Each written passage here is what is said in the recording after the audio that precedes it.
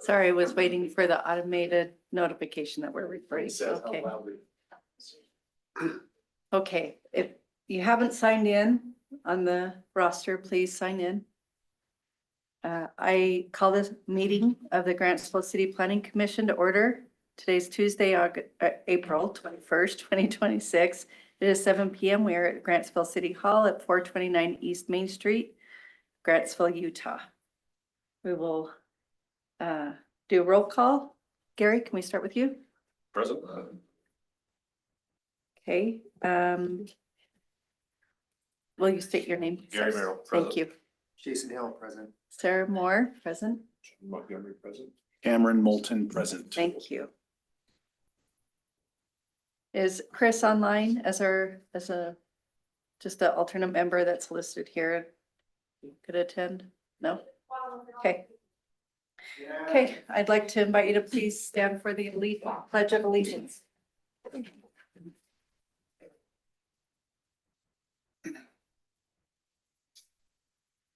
I pledge allegiance to the flag of the United States of America and to the republic for which it stands, one nation under God, indivisible, with liberty and justice for all.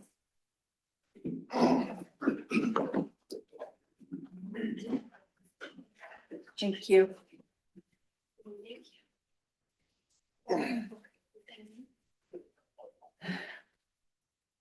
Okay, so a couple meetings ago, we switched to a new meeting format. And so just as a reminder, for tonight's public hearing items, we will follow the following format. We'll first have the item introduction with the staff presentation, and then we will hold the public hearing and public comment portion for each item as they come up on the agenda. And then it will bring it back to the commission for discussion and consideration. I'd like to remind folks that during the public comment portion that we are all friends and neighbors here. Each speaker will be limited to 3 minutes. If you would please approach the podium if you would like to make a public comment or statement for the agenda item, I ask that you please state your name and if you'd like your address for the record. And then as a reminder, the commission cannot answer questions or engage in dialogue during the public comment. This is your time to make comment, and we may have an opportunity to address your questions when the item comes back to the commission for discussion. So we will move to open the agenda with item 1, which is a presentation, a public hearing, and discussion and consideration for a conditional use permit for Sheldon Ross. This is a request to operate outdoor RV storage within the commercial shopping zone located at 519 West Main Street on parcel 010060-0033. Hi, Bill. Hi, I'm not Shelby, and I don't even pretend to be nearly as awesome as she is, but I am here in her place. So hopefully I can do as well as she did at keeping the thing going, right? We have this item in front of you. This is a conditional use permit request for a RV storage facility. It's located at the address indicated, and they will operate from 8 to 5. The customers will have access 24 hours a day. And so, you know, they'll be able to get in there if they need to access their vehicles. But for the most part, business will be operated during normal business hours.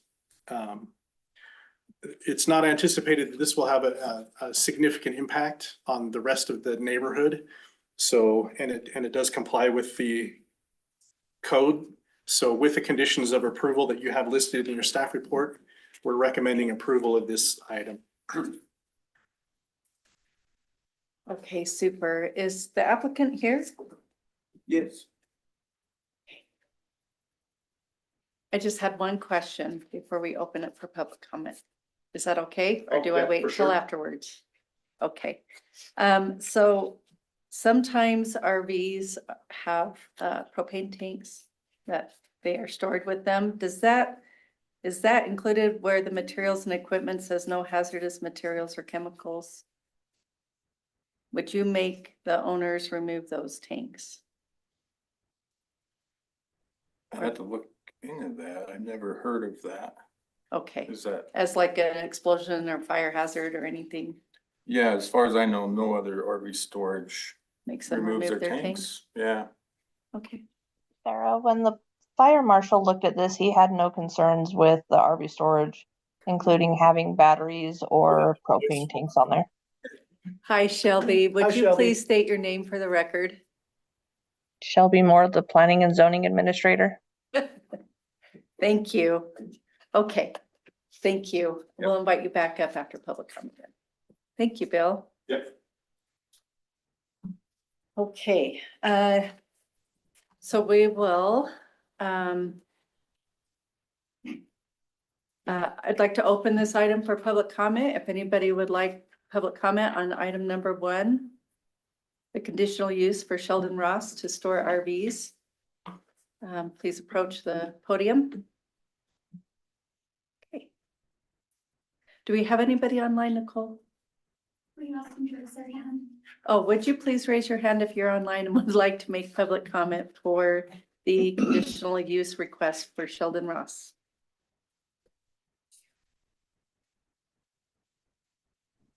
We have Pete online. Okay, To comment. Pete, is your public comment regarding the conditional use permit for Sheldon Ross to operate the outdoor RV storage on his property at 519 West Main Street? Yes, my name's Pete Saparis. The only concern that I had was the 24-hour access. I know that it does say in there that no habitation would be allowed, but 24-hour access strongly encourages that. So, and that's all I had to say. Thank you. Thank you, Pete.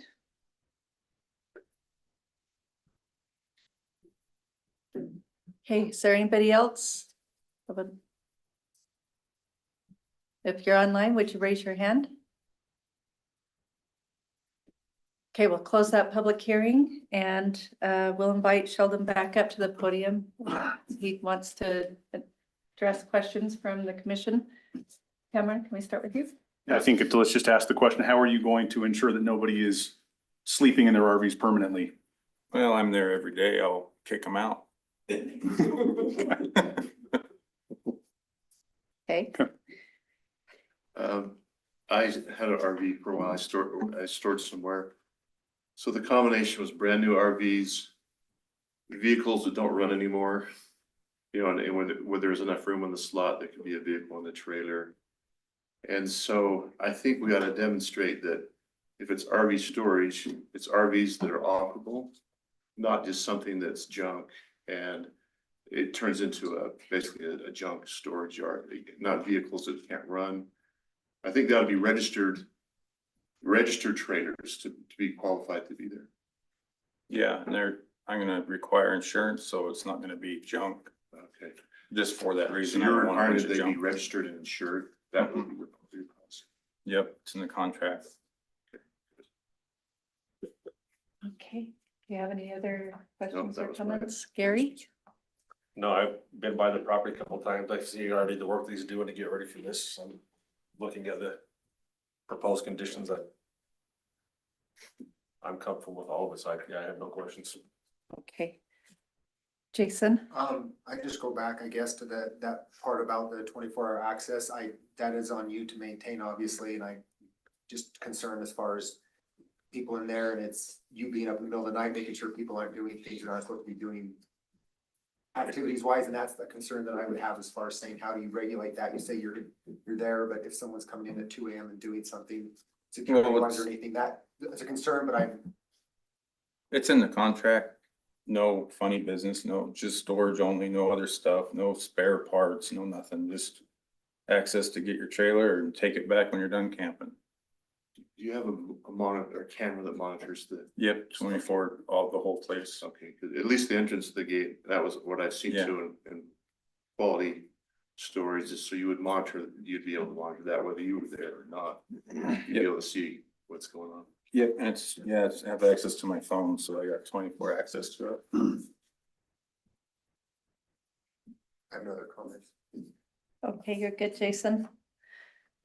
So do you live on the property or is there any residential structures on the property or is it just storage? It looks like it's currently being used for storage. Is that correct? That's an old picture. Oh, it It's is? completely clean. Yeah, Oh, it is? Yeah. Oh, yeah, that's Okay. when it was a junkyard.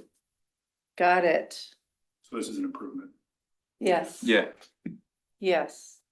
Yeah, if Um, you've driven up Main Street, you can see just even from Main Street looking south, there's quite a bit of improvement done to the property already. A good road base put down and fences are up and it's much better, it's got a much better eyesight to it than it did previously. I think it's an attractive, secure site for, because of the number of people that are there. It's a safe site. That's what I call Yes, thank you for doing so much work to beautify our city and yeah. keeping your property in good repair. I just would like, so the fire marshal is, as Shelby stated, didn't have any concerns with propane tanks being stored on site. And so I guess I don't have a concern with that. And as long as you have insured records of insurance for the folks who are storing with you, I think that not only protects your customers, but you as individually, but also as a whole. So thank you for thinking that through and making that part of your plan. Are you aware of the proposed conditions that Shelby has probably gone over with you and that's listed in the staff report? Or would you like us to read those to you? I'm aware of them. You're aware of Yeah. them? And do you have any concerns or questions about those? Mhm.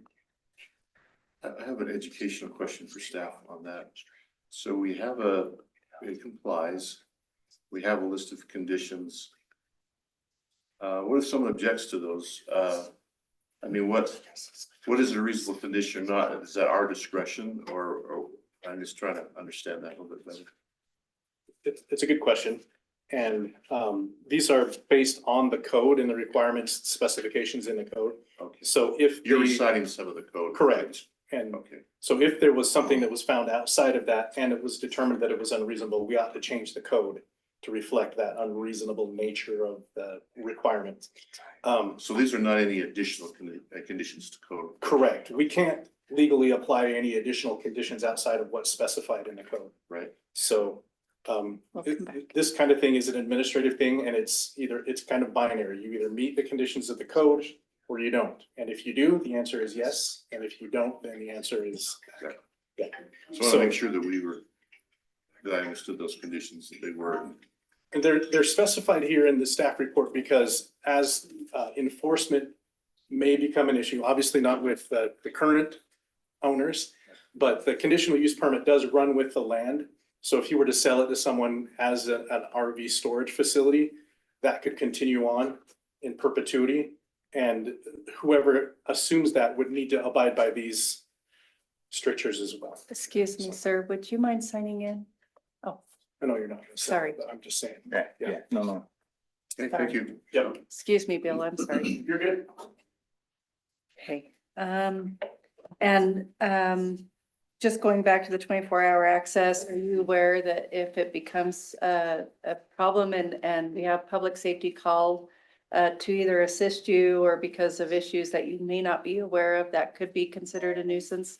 And then your conditional use permit would come back for review through our administrative process. Okay, Okay, sounds okay, do good. you have any questions for us? Nope. Okay, we'll entertain a motion. Make a motion to approve the conditional use permit for the Sheldon Ross to operate the RV storage located at approximately 519 West Main Street with the conditions outlined that we've just covered for that part of the approval. Oh, yes, thank you. I forgot. Sorry, Brett.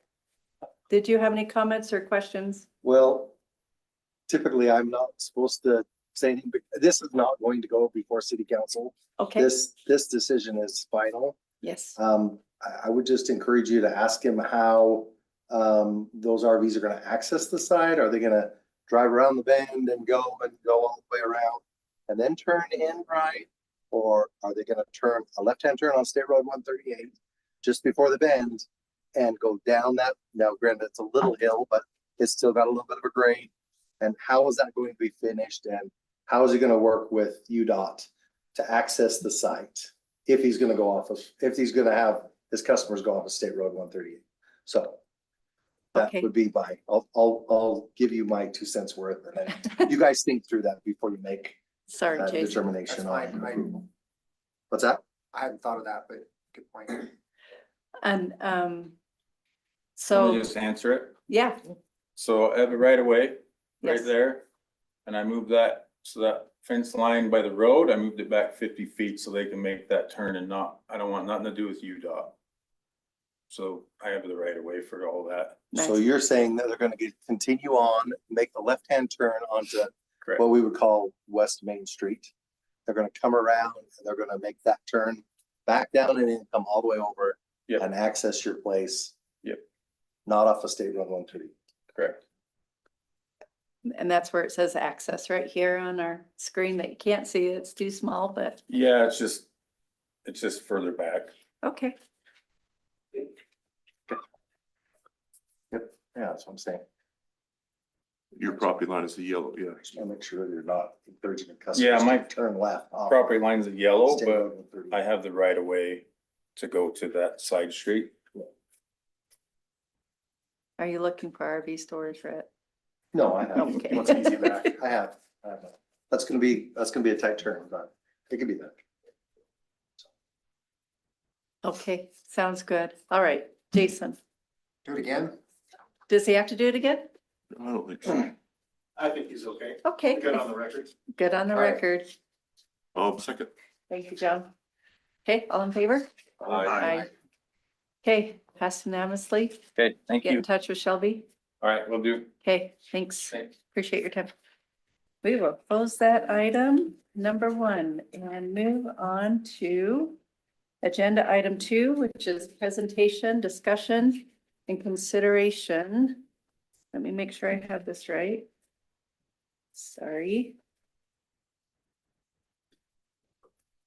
Okay. Presentation, public hearing, discussion and consideration of the proposed plat amendment for the Moody Acres subdivision located approximately at 415 South Worthington Street. And so we will begin with the staff presentation. Hello, Bill. Hi. So, in the grand scheme of things, this is actually a very minor amendment to this existing plat. They're basically shifting a few lot lines around to accommodate the orderly development and the sale of the property, the development of the property. So that's what we're looking at here. Again, as you see in your staff report, you're looking at an adjustment of the northern lot boundary, an alignment of the planned future right-of-way along Coach Lane, and then the retention of the 2-lot subdivision configuration. So this is really, it's really a lot line adjustment, but a lot line adjustment is a specific legal animal that doesn't require a plat amendment. It's just between 2 existing lots that are not platted. If they are platted, they have to go through this process to amend the plat because it impacts things like right-of-ways and other utility easements on the property. So that's why this is in front of you.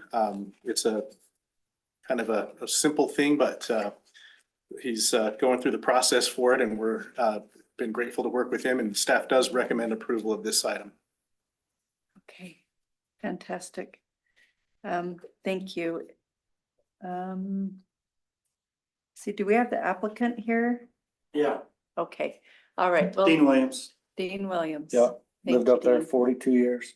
Okay.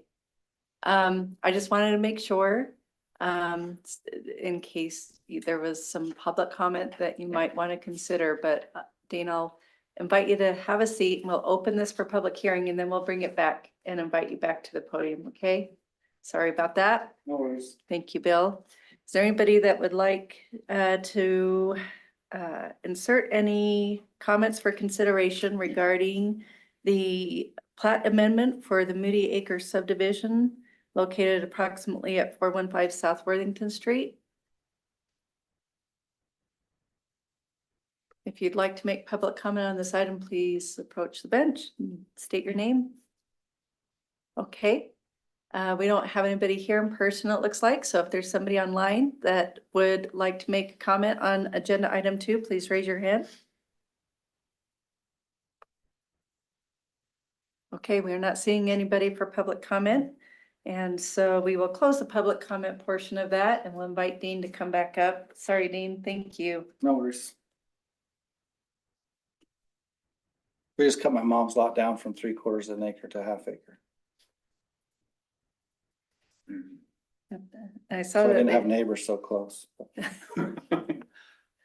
the original subdivision was recorded on a plat in 2007.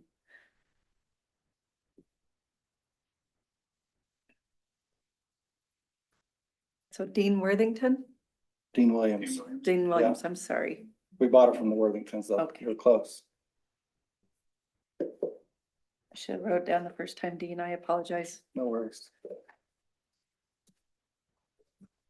Hey, Jason, do you have any comments or questions? No. Okay, Gary. I don't think so. Okay, John? Done. Cameron? I'm just more curious than anything. Is property still for sale or has it been sold? The lot that we made a 1/2 acre lot? Yeah, or both of them? Yeah, both of them are for sale. They're both, okay, that was Yeah. sold, yeah, okay, But the 1/2 acre lot, yeah, it was my mom's house. Yeah. So, yeah, and it's for sale. okay. There's an offer on it. We're hoping that Brett can grant us approval through the, Not me. that's Council five of too. us. I'm only 20%. You gotta get through this gauntlet first. yeah, pretty simple, but Okay, that's it. Nothing else. I was just curious. I've just seen it pop up on Zillow, so I just wondered if it Oh, was still you for sale. did. you're welcome to buy it. Yeah, I'm sure. Good job on doing your research. I Yeah. didn't think to look, see if they were for sale. Nothing else So for it me. was like a family expansion type of compound or fort. There's a compound up until this point. Okay, Yeah. got it. Yeah.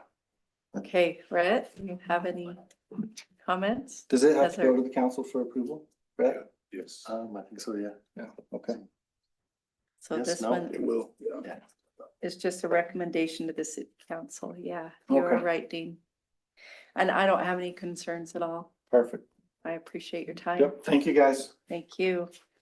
Okay, we will entertain a motion on this item. I move to recommend approval to the city council for the proposed plat amendment for the Moody Acres subdivision located approximately 415 South Worthington Street, subject to the conditions outlined in the staff report. Okay, I'll second them. okay, thanks, Gary. All in favor? Hi. Aye. Okay. Thank you Sounds guys. good. Thank you. Thank you. Okay, we'll close item 2 and move on to opening agenda item 3, which is the presentation public hearing, discussion and consideration of a proposed general plan amendment for parcels listed in the agenda to change the land use designation from low density residential to high single family density at the Wellstone subdivision located near Pear Street and Quirk Street. So we will start with our staff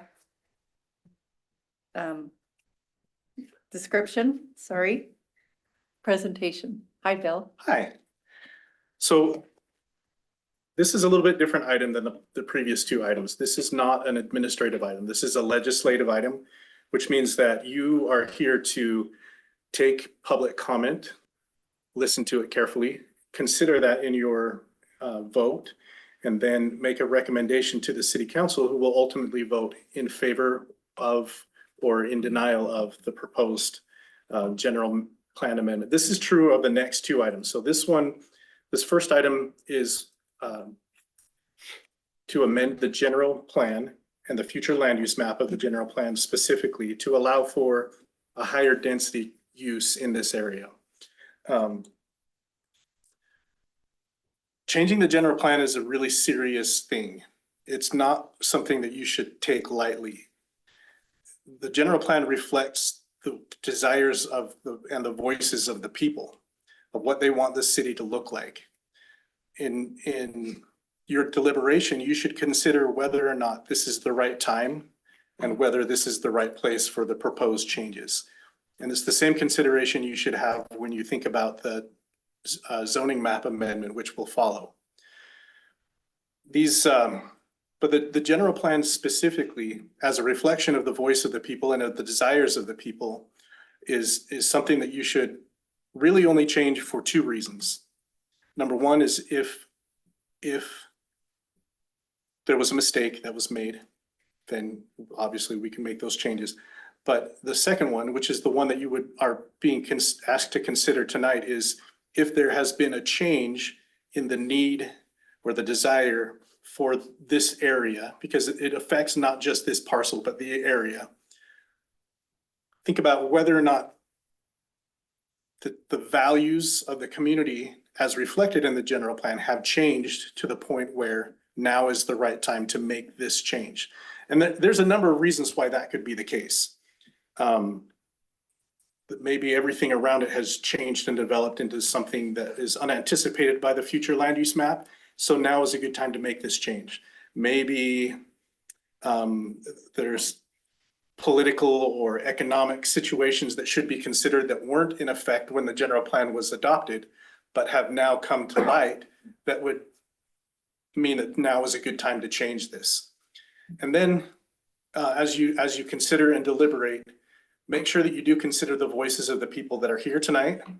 Hopefully they will be kind. We're all neighbors. We're all in this together, and express their concerns and their desires for this property as well.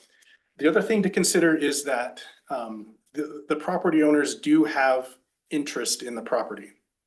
And by interest, I mean either financial interest as an investment in actual money in the property, which should be considered. And in the case of a family-owned situation, there could be a significant amount of time invested in the property. And their desires should be considered as well. So in all of this, and I'm glad I'm not in your seat, please make those deliberations carefully and considerately. You have the packet in front of you, so I'm not going to go over that, but if you do have questions, let me know, and we're here to help with that. We do have a representative from the applicant here, so if you have questions for them, they're available as well. So with that, if you have any questions, I'll be happy to answer them. I probably have so many questions, but. We can ask them later, right? You can ask later. A lot of times I find if you ask questions now, it helps with some of the questions that may come up from the public. So, Okay, I have a question then. yeah. So we're looking at this map right here, and it's got the future school site listed here, but Yeah. there is nothing concrete or a letter of intent. Is there anything that's on paper about this 54 acres being the school site? No, This is the Fieldstone. correct. Okay.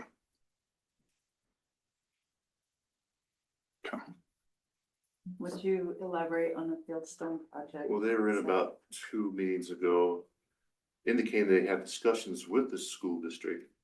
And there was, it seemed like sincere interest. And their idea was we would allow this to go to the school district and sell it to them because it's apparently one of the better sites for the school to be located. If you'll give us 1/4 acre lots instead of 1/2 acre lots on, I think all of their development. I think that's the goal. Yeah. Yes, go ahead. Sorry. No. Do I need to wait for my, No. okay. So we did a master development agreement for a subdivision up on the hill there. And so that developer had come in originally developing the entire property at 1/2 acre lots. And then they had met with the city, and over a course of time, they ended up cutting those to 1/2 acre lots, but kept the same number of units that there would have been 1/4 acre lots. They kept the same number of units. Has the developer shown the city or proposed anything that would show the number of lots not changing based on a zoning change? They have not given us anything that would indicate anything other than the full entitlement as anticipated by the zoning requested. So an MDA could be in the offing, but at this point, we're not being asked to consider that. If they want to do an average density, if they want to do some density bonus, if they want to give open space in exchange for higher density, those kinds of things can and will be negotiated separately. We're just not at that point right now. So they're just asking for an all or nothing at this point. This would be a straight zoning change, yeah. Okay. In the surrounding area here, just say 1/4 mile around the whole area how much has it transitioned from agriculture to residential in the past 5 years, would you say? Is it really changing, transitioning there? I mean, you can look at the map here. This is the aerial imagery on the screen right now. You can see that the pressure to develop these fields from fields into homes it's existing and it's persistent. This is a good piece of land. It's a good piece of land either for residential development or for a school or for both. The homes we can see on this picture, how many have been built in the last 10 years? Well, I don't have an answer to that. Shelby, would you happen to know? I mean, just guessing. Those all been there since. Sorry, what was the question? How many of these, on the screen, you can see there's homes that have been built around it. Would you happen to have a guesstimate of how many of these homes have been built in the last 5 years or so? You're probably talking 40-ish homes. You have where Dutton Court is in the north corner, that was recently approved last year, and those homes are starting to be built. And then to the west, you have where Elizabeth Cove is, and those were recently approved in 2022. And then where Catricia Circle is and Street is, those are some older homes that have been built. Where Cranberry Street is, there's some homes being proposed. And then on Nye Green Street, further to the east, there are homes being built there, but really close and surrounding that property, there hasn't been development there. So the short answer is it is a dynamic time for this particular neck of the woods. And can I also add, this is no longer zoned rural residential. This is currently zoned residential. Half acre lots, yeah. So it's been a while since it's been agricultural or rural, with those definitions that would make it acre or larger lots. I think those are all good points to make. Appreciate that, because, yeah. And I think the homes on Quirk were probably built probably close to 10 years ago, 8 to 10 years ago. That are directly on Quirk. I have a question for Bill. Can you tell us what the city's plans are to update the general plan overall? We recently were awarded a grant for $100,000 to help the city fund an update to the general plan. We're looking to get that started in the very, very near future, and you'll all be an integral part of that. And so stay tuned. It's being run through Wasatch Front Regional Council, who gave us the grant. So we'll look forward to them as we go through the next few phases with RFP and get that out on the street for. Can you consultant. give us a rough timeline of what that looks like, when it would be, we'd be seeing that, when we'd see public comment, and when that would I be? can't right now because I don't know. Typically, a general plan update takes anywhere from 6 months to a year to achieve. Once we've awarded the contract, that's when that timeframe would start. It depends on how comprehensive we want the general plan to go. It needs to be fairly comprehensive. It's been a minute since we've updated our general plan anyway, so. Yeah, how long has it been, do you think? I want to say, Shelby, do you know? Looks to the ceiling. 10 years, I So want the to say. general plan was last revised in 2020. Okay. It was adopted in 2015, but. That's what I wanted to say, was that 2015, 2016 timeframe was when they adopted the main thing, and then they updated it a little bit in 2022 2022, someone said. or something like that. That's when those appendices and the other things were added on at the end that you'll see. So also, and sorry, go ahead. Just the zone change from agricultural to half acre lots, you know how long ago that took place, that zoning change? I don't know when that zone change would have happened. Maybe Shelby can find that out for us. Well, if that would be helpful. But I just want to say that at the very beginning of our current general plan, it states that it is slotted for an annual review. It's a fluid document that should be updated with taking into consideration those items that you had already described. If there was a mistake, or if there had been changes in the needs or the values of the area. And so the general plan review should have been reviewed a couple times up In the before interim, now. yeah. Yes, You're right. yes.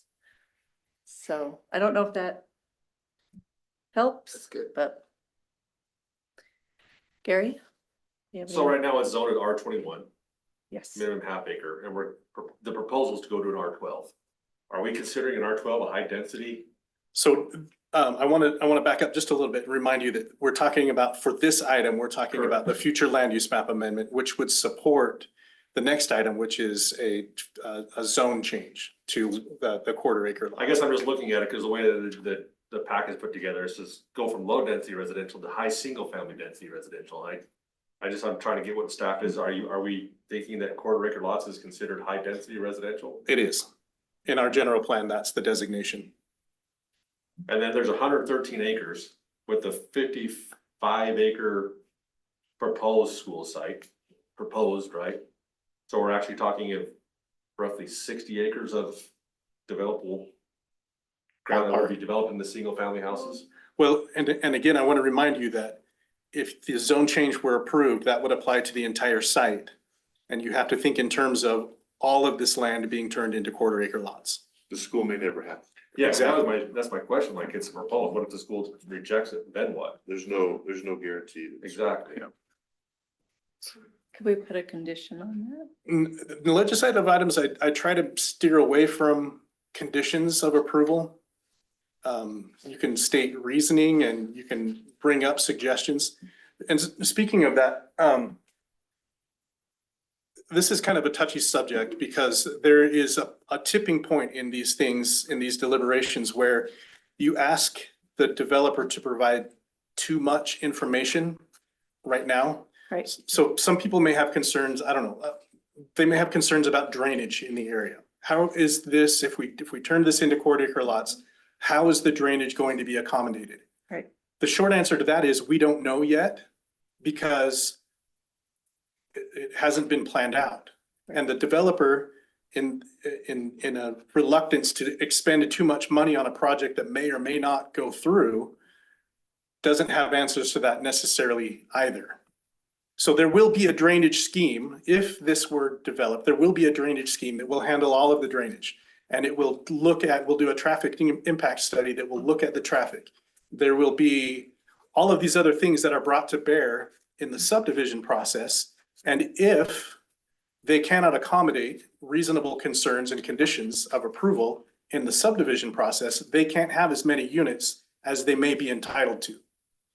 So if let's say a portion of this was encumbered by a wetlands area, a wetlands area, you have to stay out of that. So that portion of the land that's encumbered by a wetlands cannot be developed the same way the rest of it would.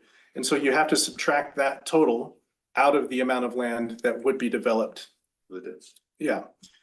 And another example might be if the traffic impact study comes back with concern about access for emergency vehicles and other traffic in and around and through the area. If you can't accommodate with the existing streets the anticipated impact of the new development, you either have to rehabilitate and bring those new streets up, those other existing streets up to standard, include your new streets in that calculation. Or again, you can't have as many homes as the streets.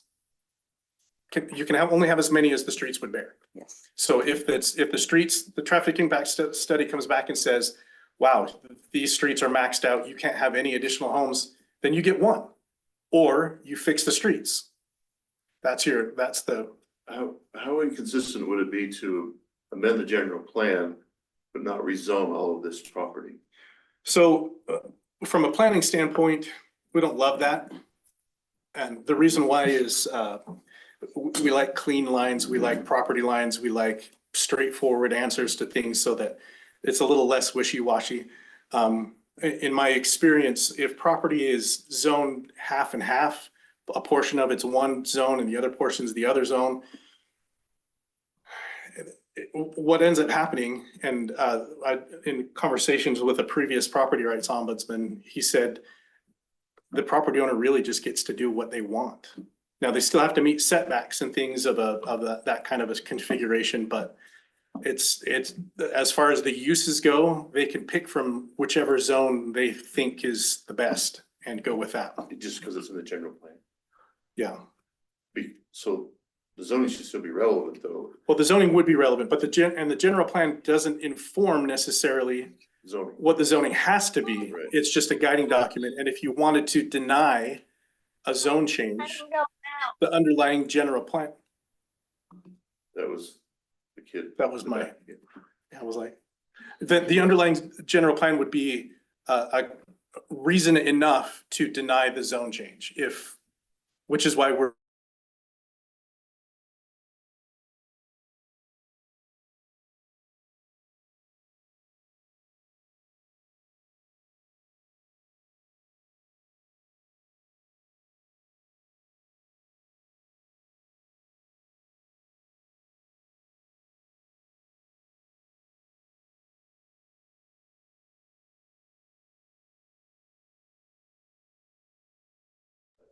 That many quarter acre lots in that whole 100 acres. So I'm not gonna speculate on the motivation of the developer. We do have a representative here and I'm sure he'd be happy to talk to that. But again, the consideration is, what is this property going to look like if you changed everything to quarter acre lots? Because by saying yes to the future land use map and then the subsequent zone change, that's. So you're saying it's not possible or highly not recommended to only rezone part of this, even though we bring it all into the general? Yes. Not recommended. Either we believe it or we don't, I guess. One more question. John? So outside of the traffic study, last week we had the master transportation plan presentation. The city's invested a lot of money into making those plans. I would assume those plans and the projections that those engineers put together are based on the current zoning, correct? So if we're cutting this in half, or doubling it, I should say, we're accelerating the timeline on that master transportation plan. Does that sound logic? It is sound logic. However, I would caution that if you going from 200 homes to 400 homes, which I'm just using round numbers, going from 200 homes to 400 homes it doubles the amount of traffic that you would see. But the average house generates 10 car trips per day. That's just the general rule of thumb. So you're going from 2,000 new car trips per day to 4,000 on a road that's slated to hold 10,000 per day. It's a significant impact, but the one over the other. So it just depends on how many times this happens though, right? Because we're talking this one property and then same thing happens to an adjacent property, then that's So exponential growth. That's right? exactly right. And these are the considerations that we need to mull over. The only word of caution that I'm trying to give with that is that we can't expect the developer at this point to have all of the nuts and bolts and Yeah, I understand that. Yeah. all the details behind all of that, because No, I'm just talking high level, right? Like if we Correct. read it the entire city, then that master transportation plan, those Yes. projections are out the door. That's right. So that $750 million Well, goes. and again, I wouldn't say out the door, but impacted by. Impact. The timeline is reduced. Yeah, and they added capacity into the roadway, and that's why we asked for 108-foot right of way, for Yeah. example, in our Yeah. major arterials, because we know that there's gonna be growth over time, and those roads will need to be expanded as additional development happens. So the zoning map, I see the colors. This is all 112 already. The green, is that what where's our closest? Well, 112 right now. that is Item 5. let's Whoops. let's stay with the general plan amendments, which is the yellow and the brown. So this is Well, all I'm the just trying- yellow. How close is the 112? Is there any other 112 zoning to this? I would say it's a quarter mile away. That GTM subdivision is 112, isn't it? This is the northwest. This isn't to the this- northeast. Okay. This is just the general plan density plan. This Correct, isn't what the John's just zone. asking, is there another 112 zone I think it's close to relevant, this property? It's a relevant question. because that's where this is going, is to, if we change the plan, it's gonna go. So Is this the- 112 is the, It'll be the dark green, on the east side of Willow Street. Yep. thank you. I was trying to That's read the my Adjourn writing. subdivision. So that's the only 112 we have in this general area right now. Even though our general plan. What would actually the general plan just be specific to this site right now, this 100 acres? The general plan is the yellow. So right And- now, the general plan is saying you can only have 2 lots per acre. And that's 2 dwelling units per acre. And they are asking for, I believe, 6 dwelling units per acre if Nicole will scroll up. But we're only modifying the general plan as to this 100 acres right now, is that? That's right. Correct. You can go back to the land use, the future land use map, Nicole. I was seeing if I had copied the other portion on there. Down, that one. keep going down a little more.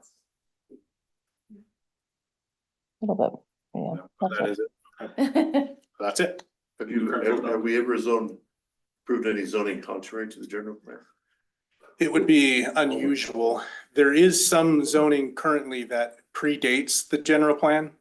And so it doesn't match exactly in every instance. But that's the reason. The zoning was in place before the changes to the general plan happened, so. You can do that. People, the city council can certainly do that.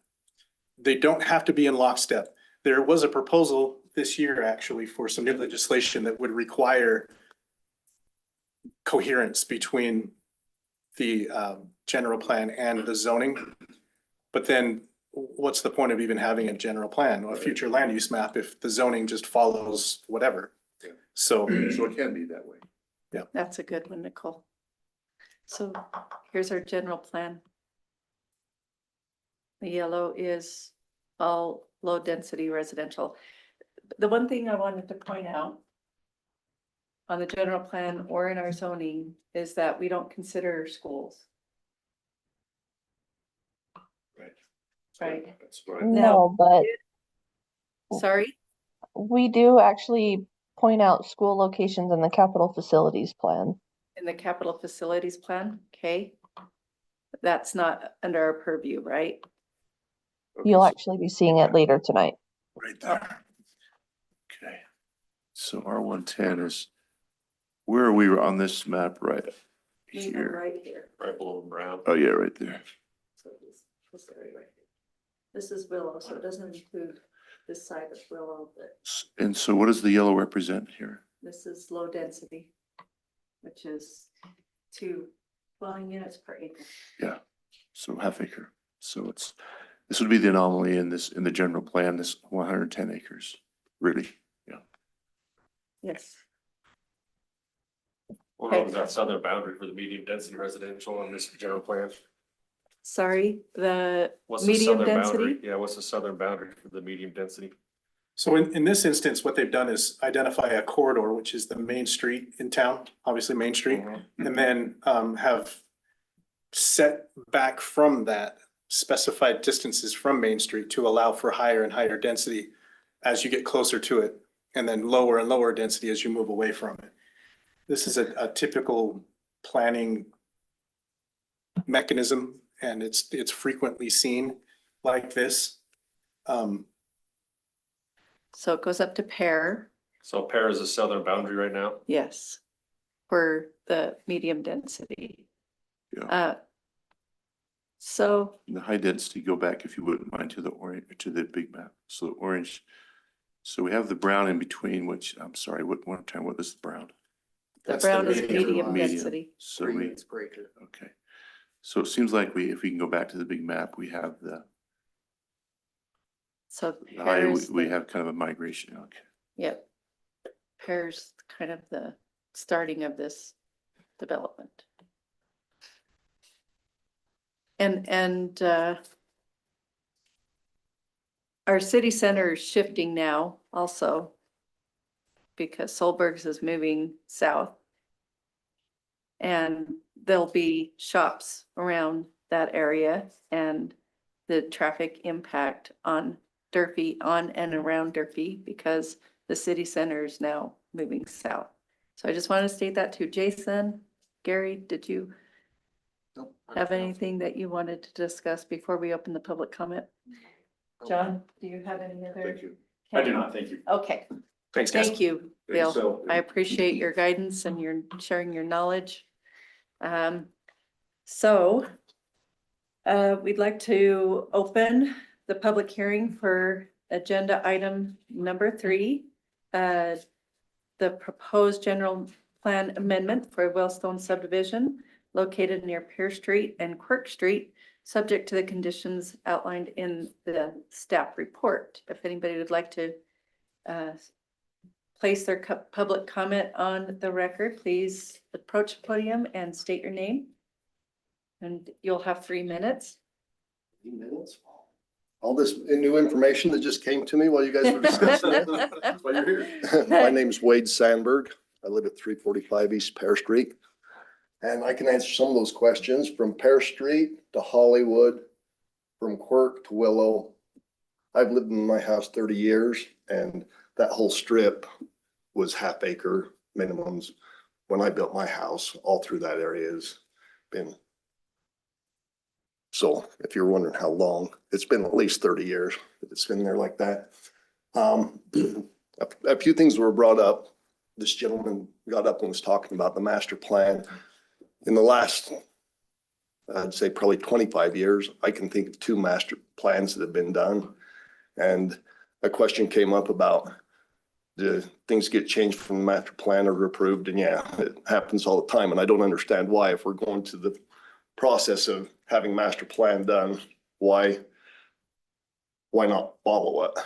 And that's what I say here. We are a rural area, and I'm not against high density. I'm not against smaller lots, anything like that, but the density I think is important. I was part of a development that we did here in town, and it was half-acre density, and we did a PUD, had it adjusted to where we did have some smaller lots, but then we had open space to make up for the lots, because yeah, not everyone can take care of a half-acre lot, but you can still have open space to keep that rural feel to it, rather than, I think it was you that mentioned that, doing something similar to that. As far as the school, I think there's a lot better locations for the school than a mile down the street from the other high school. I would be glad to help I've lived here my whole life, know a lot of landowners, and would be glad to help the school find a different piece of ground. I know that where I did our development, we donated land for a school right there. We didn't change our density or anything. It was something that we did. We kept our density. We did that because the school needed a place to put it. And I think that there's ways to keep the rural feel without changing the quarter-acre lots. Those are my comments. Thanks. Thank you, Wade.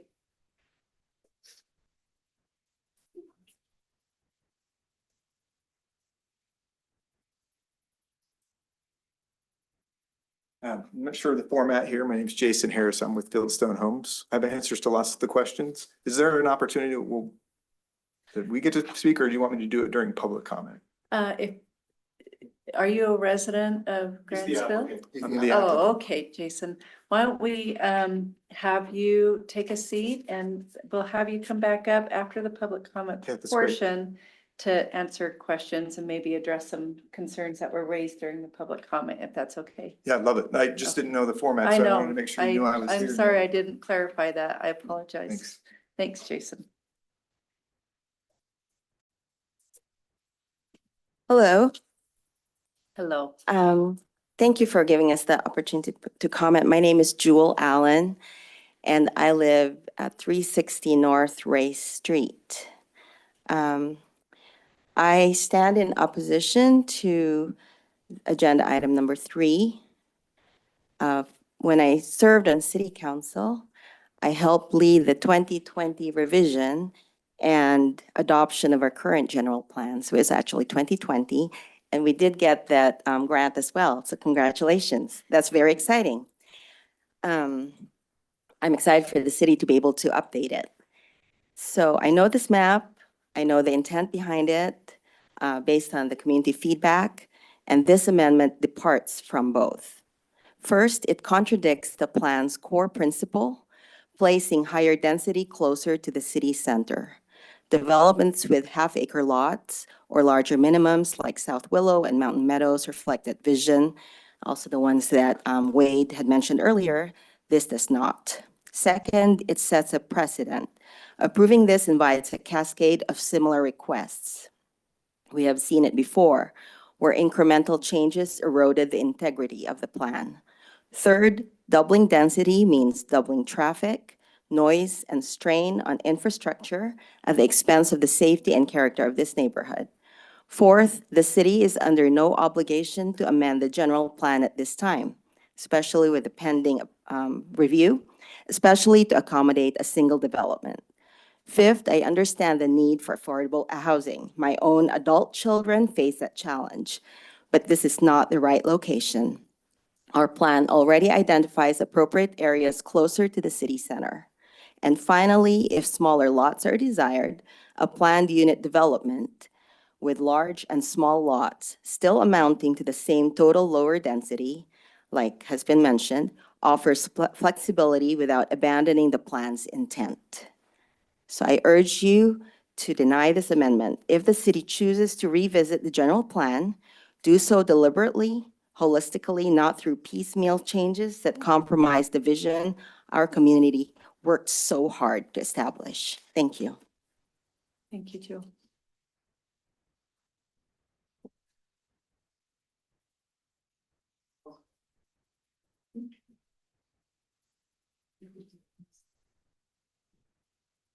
This is the right mic, right? Well, hi, my name is Catherine Sapana. I live in 106 McMichael Ave here in Grantsville. I have moved here like 2020. And honestly, I had to go to work all the way to Salt Lake. I'm the younger generation, I would say. And with all the respect for everybody older than me, the commute all the way to Salt Lake is insane. Seeing all this map and the changes that has been coming year after year, I feel like it has to be a new revision with more information and coming from water, traffic, sewers, everything in general coming from, I've been living in Salt Lake and I have family that they have proposed to grow schools and things like that.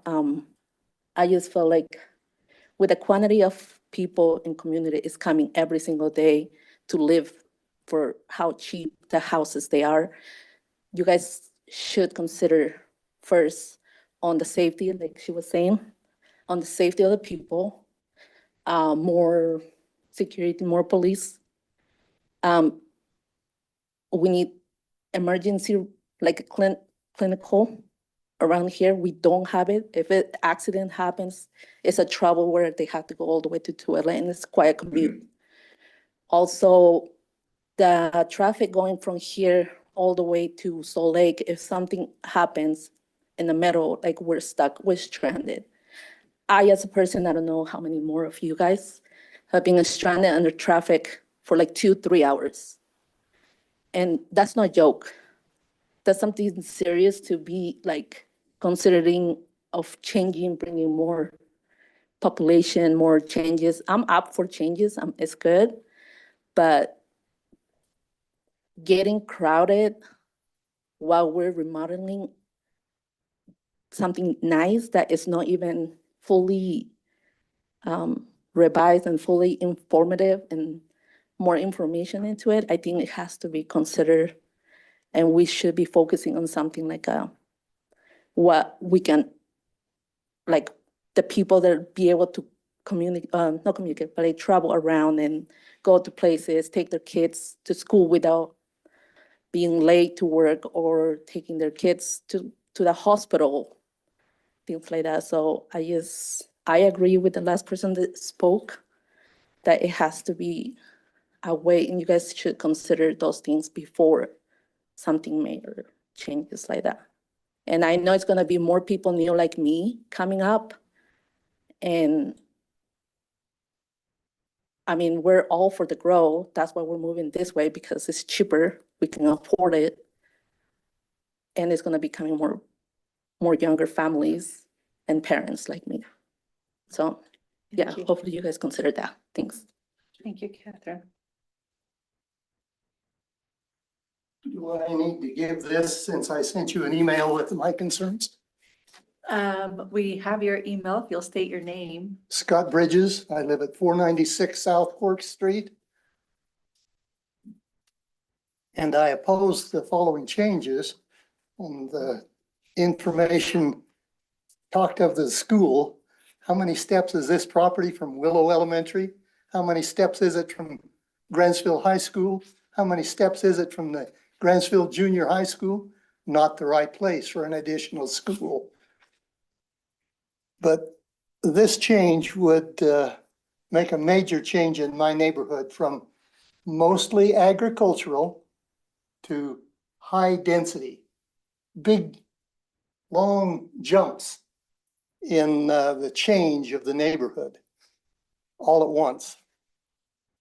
But we've already had, and I've only been there 40 years. I'm not a long-term resident.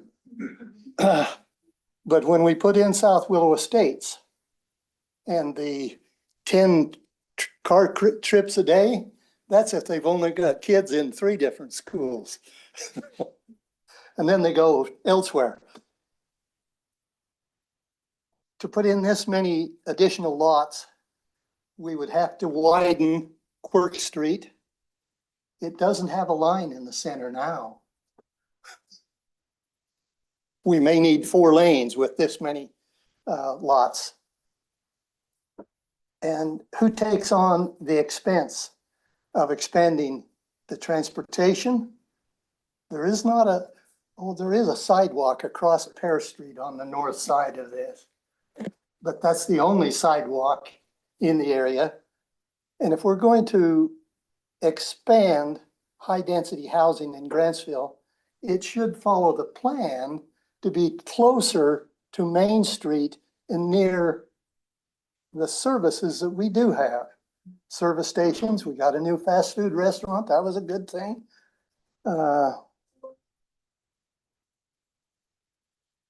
That's probably enough. Thank you, Scott.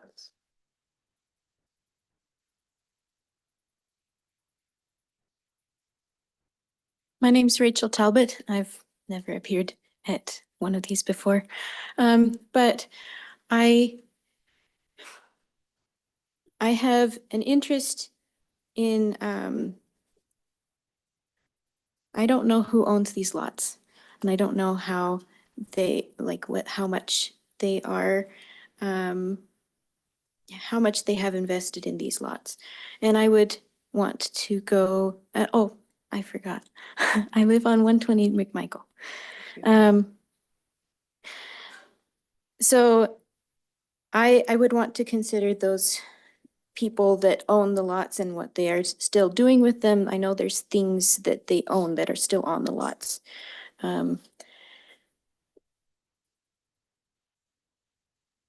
And considering how much growth has already been going on in Grantsville, I'm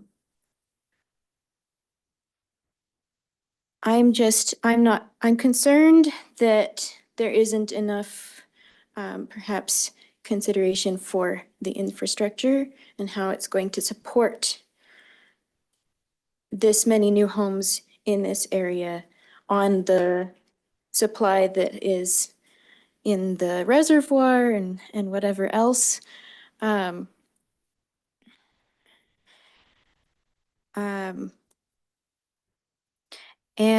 But And those two things are my opposing view, but in light of what I think about transportation in Grantsville, I think that it would be a benefit to make sure that whatever happens with these lots, that eventually in the plan, there's enough cross roads across this region to defray the traffic through the area. There have been a lot of regions in Grantsville that you can only get into or out of by one road, and that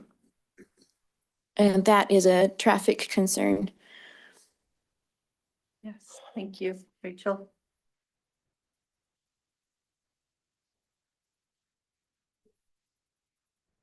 I guess I'll give a little bit, but I sent in an opposition letter. I'm Marla Spencer at 104 East Katricia. I am opposing this. The request does not support substantial evidence demonstrating consistency with the general plan. I remember going to the high school multiple times going over this general plan. We went over it so many times, I can't remember, going in and trying to figure out exactly how this was going to look. And it was imperative that we had half-acre lots from Durfee back. That was just imperative to do. I remember voting on it. I remember taking it very seriously and going through that. I think the consistency of a general plan, I'm kind of like them. I don't understand if you have a general plan, why you don't abide by that. I know you can make amendments. I understand that. And I'm not completely against growth, but this area is not where we need quarter-acre lots. And the school, unless there's a contract that's signed, sealed, and delivered, isn't there, as far as I am concerned. So as far as this goes, 113 acres is quarter-acre lots if you approve this. So, and I've said the rest in my letter. Thank you. Thank you, Marla.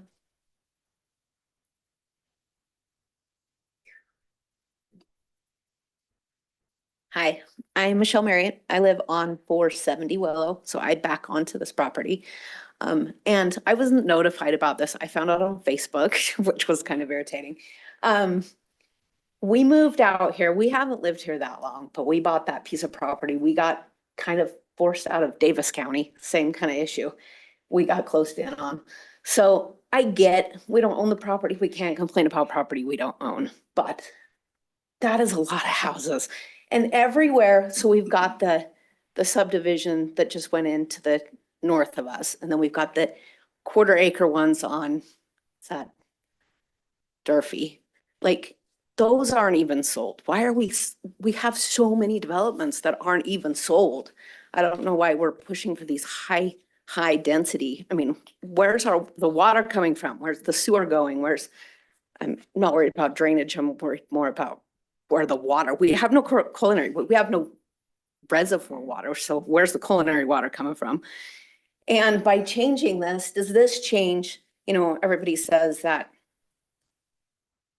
we need more affordable housing. This isn't going to fix the affordable housing because since we've lived out here, we moved out here thinking our adult kids would all come out here, but they can't afford to live out here anymore because they're building all these $800,000 houses that my kids can't afford. So, we'll have to go somewhere else. But once they, make these at this smaller density and they change the zoning, the USDA loans that these kids can afford, they don't apply anymore because Tooele is not a rural area anymore. So Grantsville's probably headed that direction. So the USDA loans won't apply. So that affordable housing goes out the door. So besides the fact that they're $800,000, like when my kids moved out here, they bought their house for $400,000. There's no houses that are decent that are worth $400,000 anymore out here. And then also, if we have that much traffic, we have to widen the roads. That affects all of us that already live there. So like on Willow, we have so much traffic on Willow right now. So if they ever have to widen the roads, it comes off our property, not these new developments. And so it affects all of us around it, I think, a lot more than anybody really realizes. And the schools, whether that's a place for a school or not, we've got to have somewhere for these kids to go to school. They're building so many houses so fast. And with that high school they built in Tooele, the cost of fortune and everybody's taxes went up. Like, who's going to pay for that? Like, I just think everything's getting so expensive. I don't think we need to grow this fast. That's all I have. Thank you, Michelle.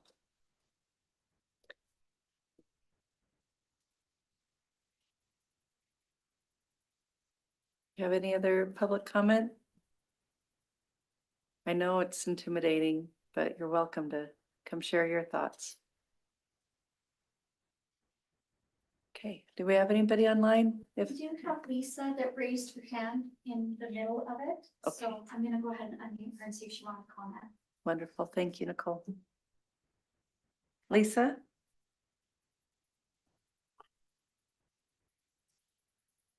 Lisa, are you still there? Did you push? Yes.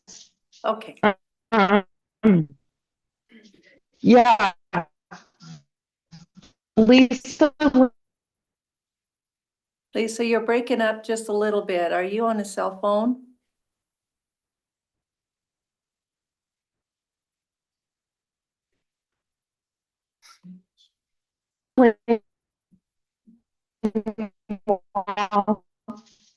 I live on 189 East Elizabeth. Lisa, I'm sorry, we can't quite catch Can you hear me? we can hear you, but you're breaking up. Can you-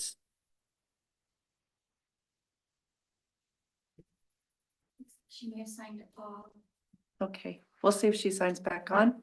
Is there anybody else online that would like to enter public comment for the consideration of the amendment to the general plan? Please raise your hand.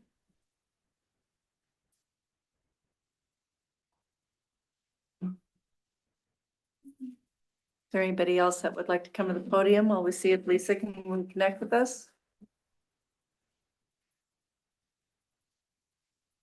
Okay, nobody else online, Nicole? Okay. I think we will close that public comment period. If there's no other, and nobody else wants to come in and approach the podium, then we'll bring this item back to the commission for discussion and consideration.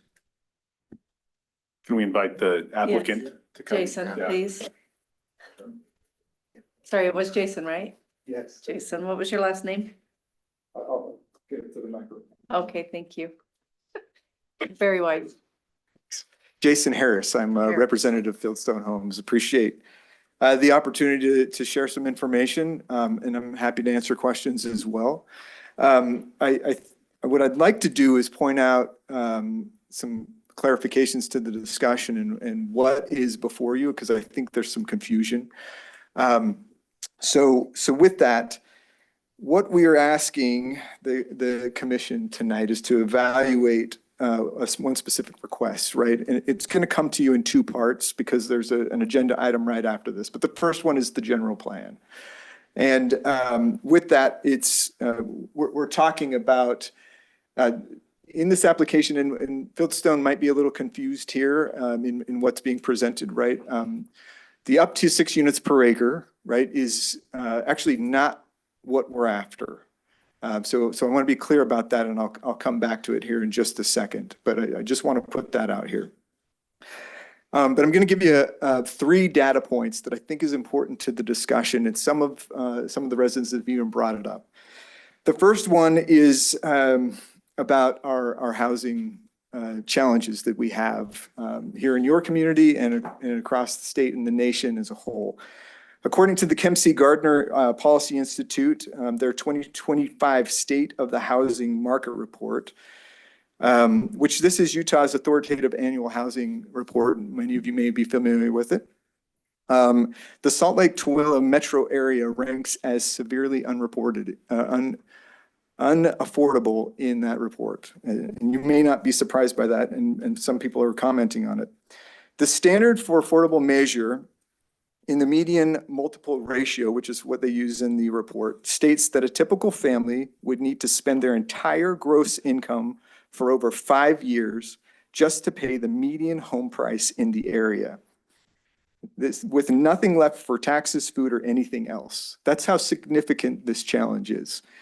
Grantsville sits at the center of this regional crisis, and every unnecessary dollar of cost is a dollar of attainability this community cannot afford to miss out on.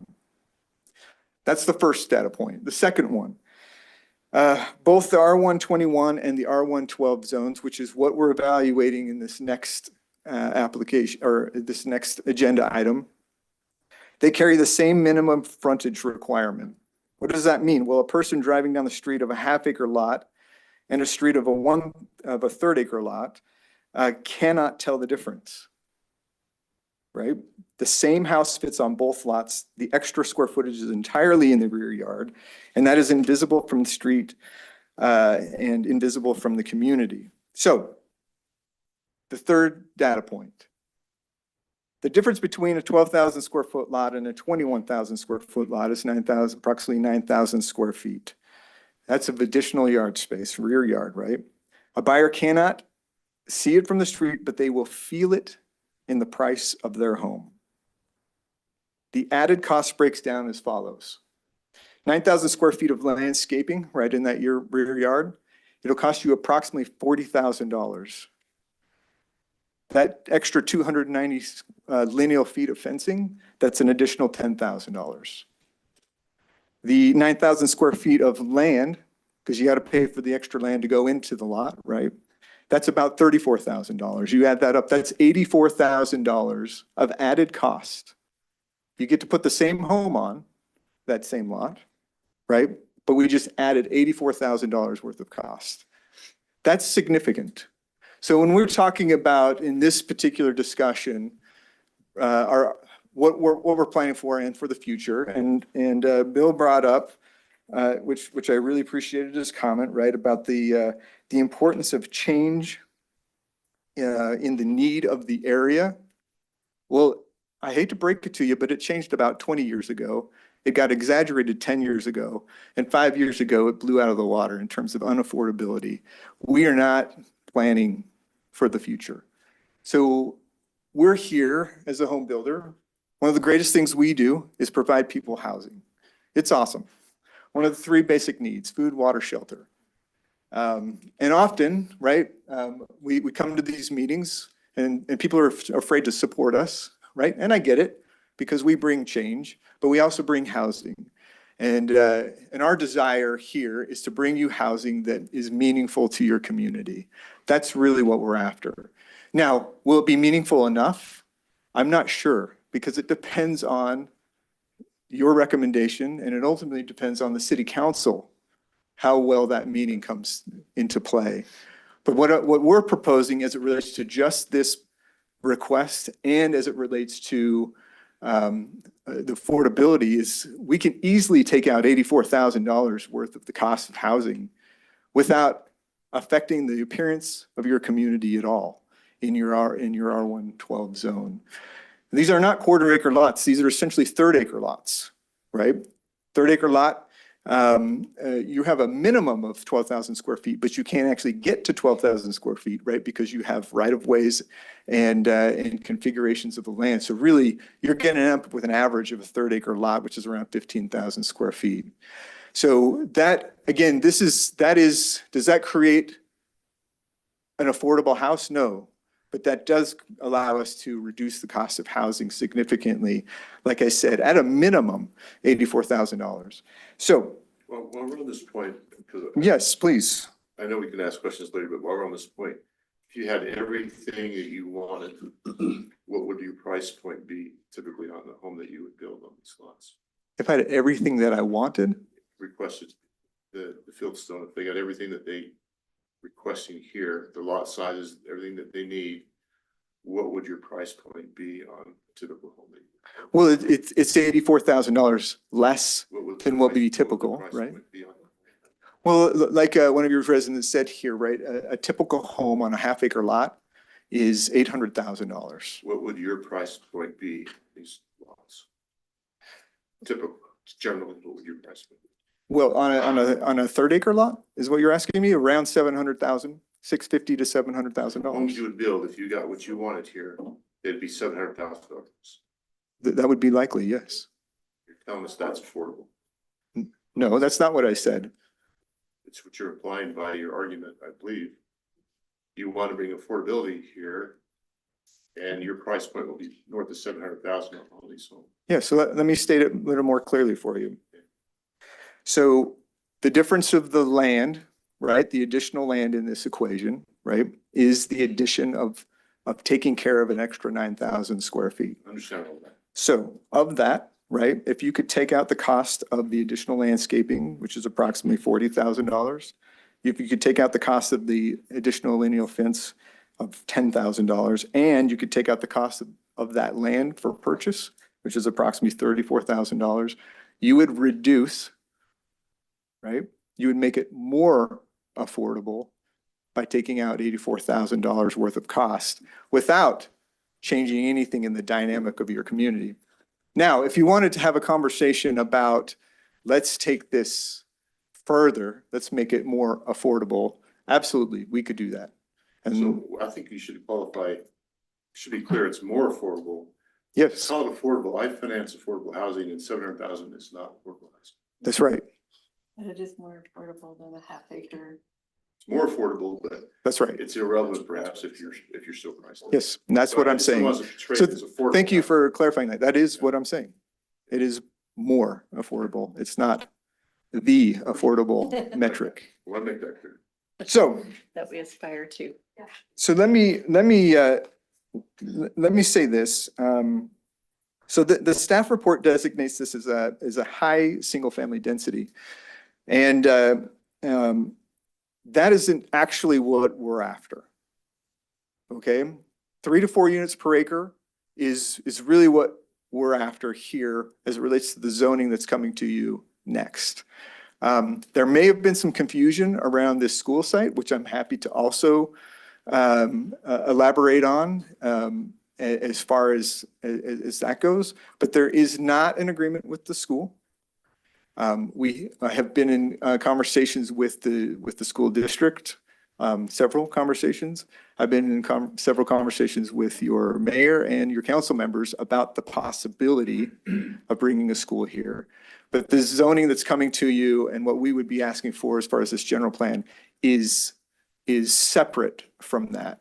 What you'll see if the school discussion materializes into something more, you will see a PUD application from us that will clarify and explain how that school site would become a part of the project.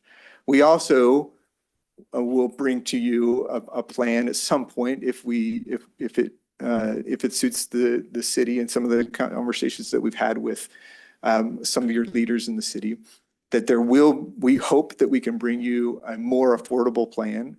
But the discussion that we're having here is simply about what do we need in order to get to the R112 zone, which again, will create more affordability. We're not talking about affordable. Any questions? Yeah, so I guess just, I don't want to make this sound too basic, but what's the benefit to this city and the people that live around the subdivision, us allowing this? I don't think that $84,000 moves the needle for too many people, especially at that price point. So to tell the neighbors in the city, hey, we've done this and it's saving the future home buyers $84,000. I don't think that does anything for anybody. So what does the city get out of this? So $84,000 in a rate buy down, right, would save you thousands in your home payment, right? Well, I guess what I'm saying though So is us that live here now and the people that live in the neighborhood, our children aren't going to afford that home anytime soon, right? So I'm just trying to think direct, because you've got to convince the public that this is good for them. And the people that live here now, I don't think that sales pitch works.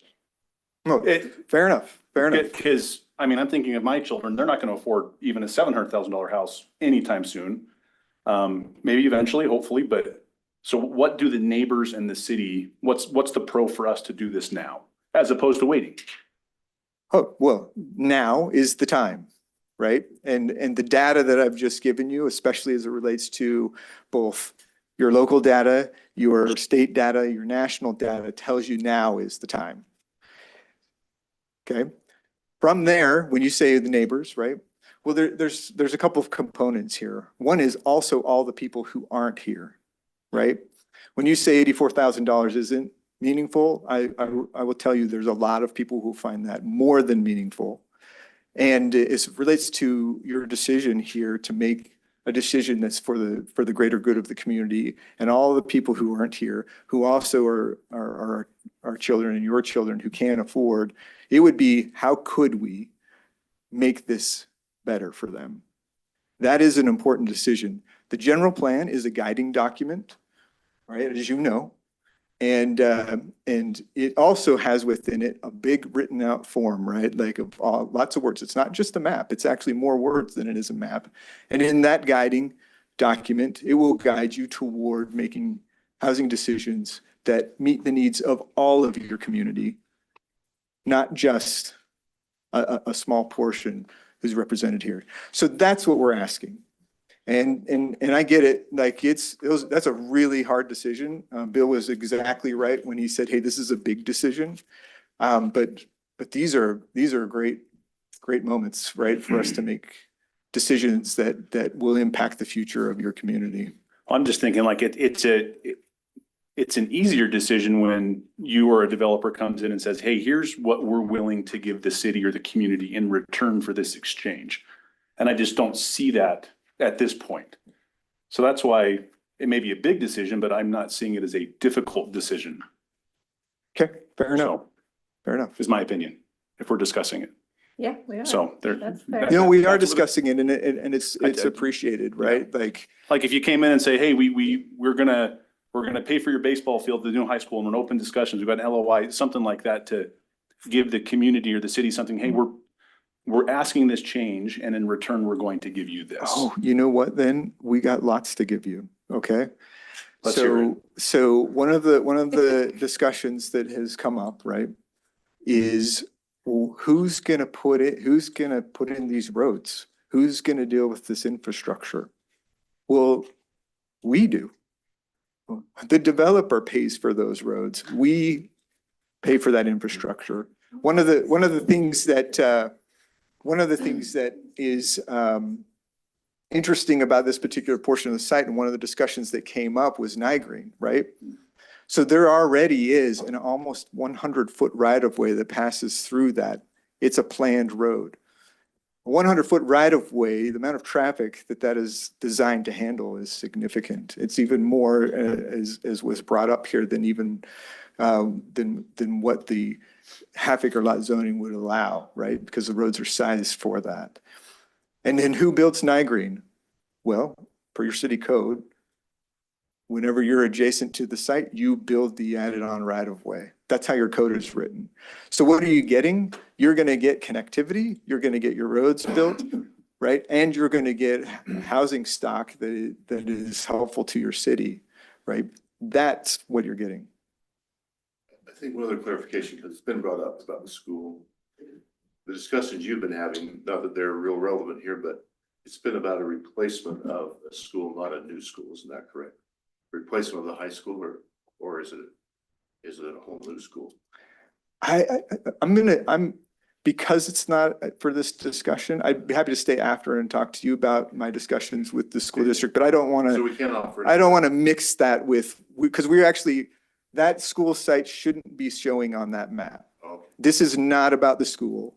This is just strictly about what's the right general plan So that's my designation. point, that everyone should understand that. It's made comment. Yes.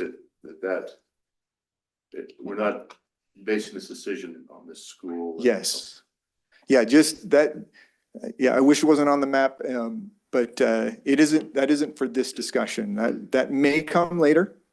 I hope it does, because I've heard a lot of great conversations about the what can become from that, but it's not for this discussion.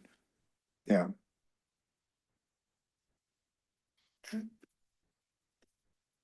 Did you get your questions answered, Cameron? Yeah, I think so. I think it's just also maybe just as things stand now, right? Philson owns this property, so you could go in and you don't own this property yet? No, we're under contract You're to under purchase it. contract? Yes. Okay. All right. In the industry, we call it control. We control the property, and our job is to come and look for opportunities to build housing in your community. which we're super excited to do. Go to our website, look at what we built. It's actually quite beautiful. But so it's currently zoned for, so them or another developer could go in here and crank out half-acre lots, and there's gonna be houses there. Yeah. Yeah. So I just think that's important to note that either way, there's houses coming to this area. The question is, how many? Yeah, you know what's interesting about that question that I appreciate, right? The question is how many? And when you look at the difference, right, between, this 30-acre lots and these half-acre lots, yes, the density goes up, but it's really not that significant, right? Going from 2 units per acre to 3 units per acre think about how many homeowners, right, now have an opportunity to own versus that didn't if you're not using your land mass appropriately. And that's why I brought up in my presentation to you why it's so significant that your half-acre lot and your 30-acre lot zoning have the same frontage, because you won't actually see the difference. And that's noteworthy, absolutely. So then 113 acres, let's say you do with roads and everything, what would be the number of houses you would fit in here? What would be that number? Generally, right, the calculation, and Bill may have more understanding because he's your planner and knows everything probably backwards and forwards, but generally you would yield on a 30-acre lot about 2.2 to 2.5 units per acre. And that's, when you take in right-of-way widths and configuration, that's generally how it works out. And so do the math on that. I think that's probably around 250 to 280 if I remember off the top of my head. 248.6. Okay. Someone's getting shorted. How many homes is that at a half acre? What's the calculation? So on a half acre, you're usually around 1.8 units per acre on your yield. 203. Yeah. So there are 30 homeowners. That's the difference. 30 people who get to live in your community now, and it looked exactly the same. Now, is that what anybody could build on that same size, or is that just what you're proposing? Like if on the 1/4-acre lot, because it was said that you could put 6 units per acre, and then you're saying, no, not 6 units per acre. So the future land use map, again, doesn't dictate the entitlements that are associated with it. That's the zoning. So the zoning would dictate, if you went with currently half-acre zoning, you get basically 2 units per acre. If you go to 1/4 acre, then you get basically, and again, the numbers don't work out exactly because you have to back out corner lots that are bigger and cul-de-sac Roads. lots that are bigger and streets and sidewalks and all of the other right of way. Setbacks. But again, just in your mind to think 1/4 acre lots, you just number of acres divided by 4. So I guess that's my point though, is so in theory, we do this, somebody else could come in and not be working with 3 units per acre, they're working with 4 units per acre. Well, in theory. Can I add to that? Yeah, please. Okay. So that's not what we're asking for. I know that's not what you're asking. I'm just saying, but So- somebody else could in theory, based on the zoning. No, because your zoning isn't a 1/4 acre, right? A 1/4 acre is a 10,000 square foot lot. Your zoning that's being requested in this upcoming one is a 12,000 square foot lot. And like we said, like you can't physically go more than 3 units per acre in that category. Well, can I so- clarify on that? You are close, but you're not mathing. So if you take 43,580 and divide that by 12,000 square foot lots, that gives you 3.6 dwelling units per acre. And Yes. then have to you take times into that account by for your roads. 113 acres, that's 406 dwelling units net or gross density. Now, you're confusing net and gross density to where you're taking out all of the roads. And so, yeah, net density would reduce that number significantly. And our code is based off of net density, but we need to make sure that we're being black and white to the planning commission and not guessing on numbers. And you can see down here, surface drainage facilities, curb gutter, sidewalk, culinary water facilities, wastewater disposal, street name signs. So we have roads, we have setbacks, we have, Everything. yeah, Everything so. all. But that is a requirement no matter what. It's not an extra added on bonus.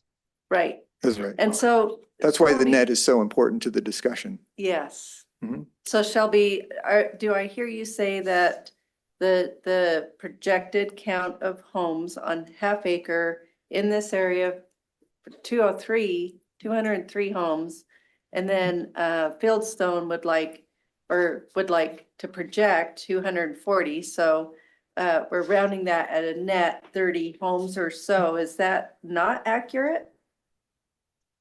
It would depend on what their road numbers are, what their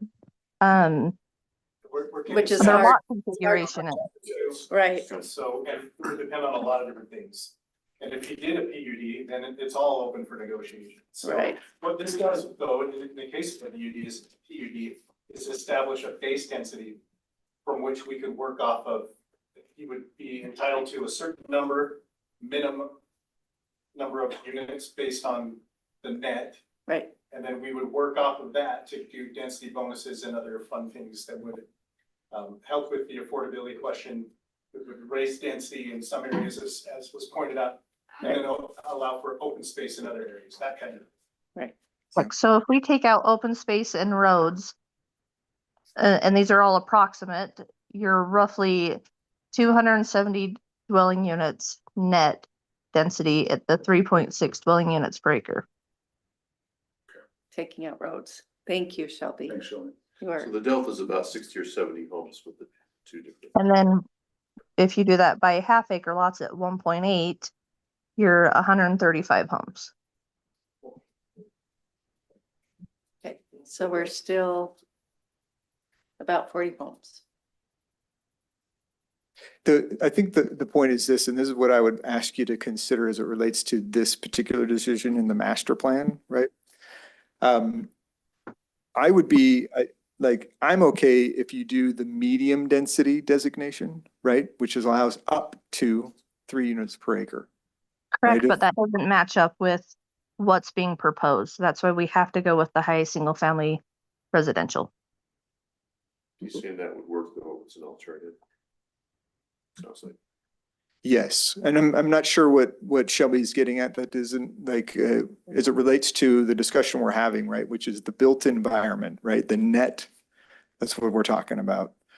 And So what I'm saying is I'm looking into the future at your potential PUD application, and you are proposing roughly 5 dwelling units per acre net density. And so we only have 2, 3, or 6, and high single family density is what would meet your PUD plan. we're not here to evaluate the PUD.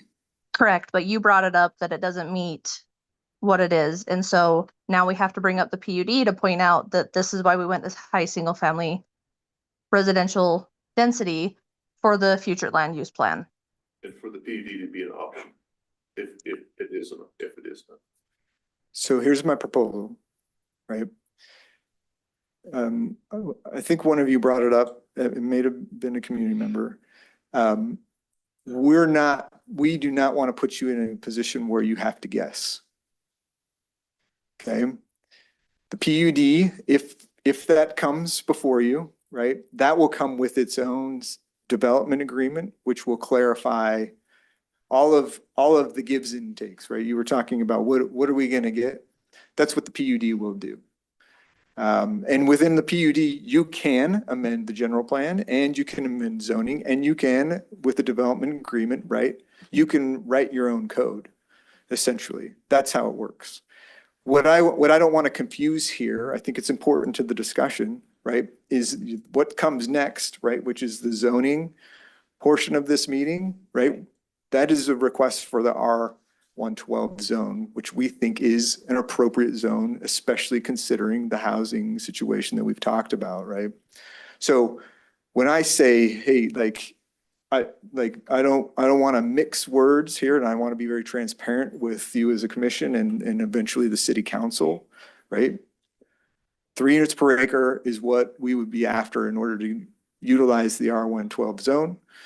When we come before you with a PUD, that will come with a request, potentially, right? Depending on what we propose as those give and take scenarios, which maybe will include a school site, that will come with additional information that you can evaluate the whole package. Gary.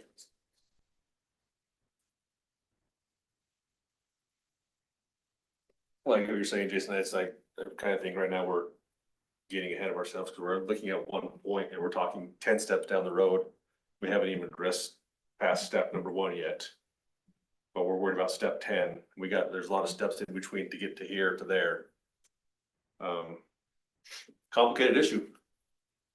I mean, I agree. I moved out here almost a decade ago and I feel for I feel for people but Grantsville is not where it was even a year ago. It's the needs are changing.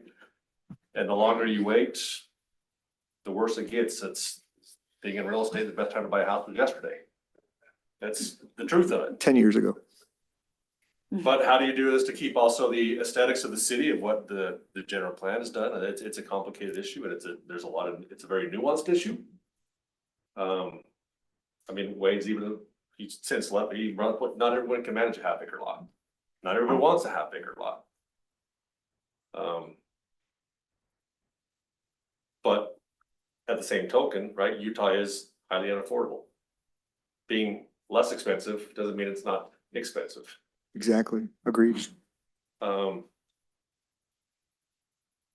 mean, I mean, this is a couple steps down the road. I think this is the next. I wouldn't personally. I would be against even an R12. I think I just think the density is still too high for the area. But I think we got to start the discussion somewhere and see where it takes us. That's kind of my opinion. Okay.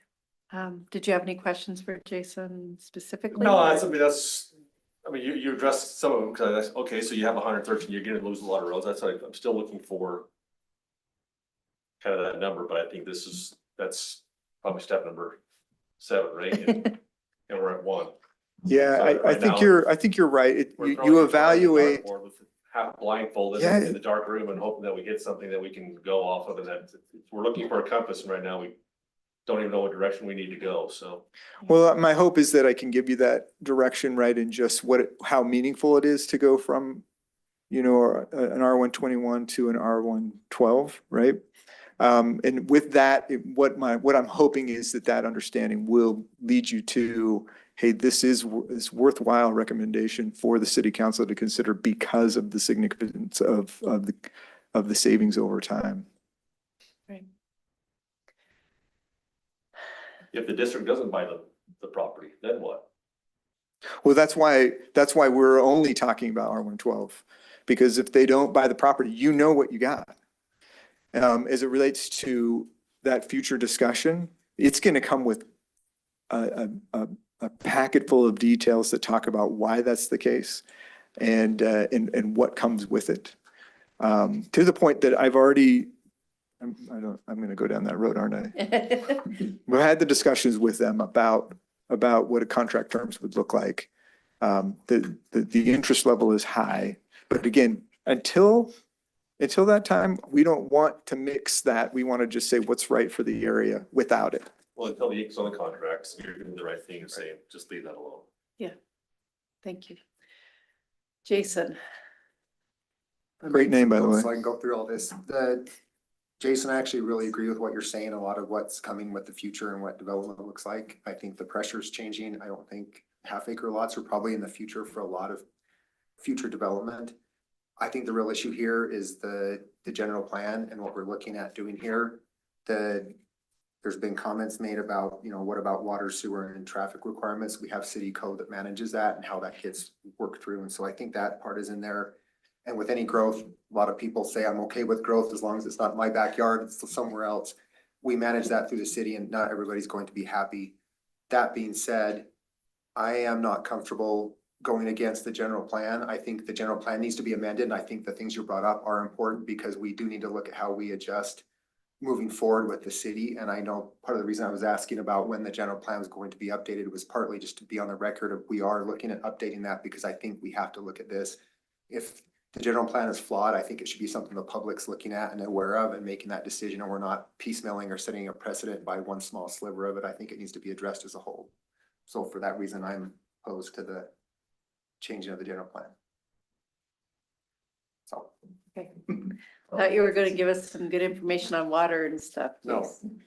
we don't have enough water, and that's part of what needs to change. But that's, that's the thing here is I think there is changes, and I think it's not, no, we can't do this. I think it's no, not right now, but I think the public needs to be a part of this discussion and brought into this. And I think there was opportunities, or that was the comments brought up about how the general plan is something that's meant for the community to be a part of. And I don't feel comfortable making that decision for all of Grantsville, when I do honestly think it needs to change. And I think we need to start looking at things that you're bringing up, but I don't want to be the person to say it has to happen because I'm one person out of the town. Even though I'm on this commission to. That's what you're here to I do. think it's trying to be, to shape us in the right form, and, but derailing the general plan as it is, we're gonna set a precedent that we can make changes just because we don't like it, and I don't see strong enough reason to change the general plan just for this one item, even though I do agree with what you're saying, because I think it does need to be overall change, and that'll come through the general plan process. I concur with Jason. I think that I agree with much of what you're saying. More affordable, not affordable. But there's other places right now that the general plan allows for that to happen in this city. And I'm not comfortable changing the plan for this development really.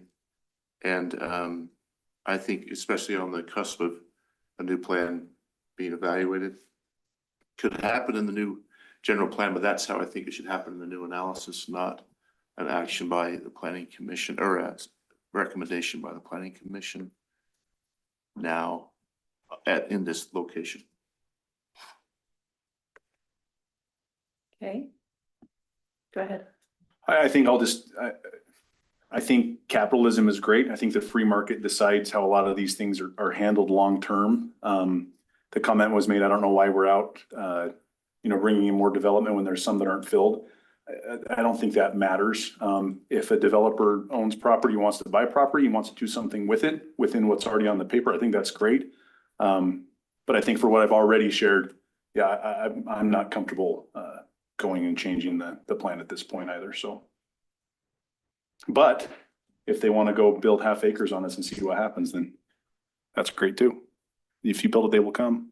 I watched Field of Dreams last week. Mm-hmm. It's a good movie. Classic. Okay. I believe in so magic. I had Nicole print me off general plan. Thank you, Nicole. How many pages is it? That big one's 48 pages. 48 pages. And so I just wanted to mention that, yes, we have a plan for high single-family density residential that is more towards the city core. However, that city core is shifted or will shift with Solberg's opening. So just know that that shift has already happened. So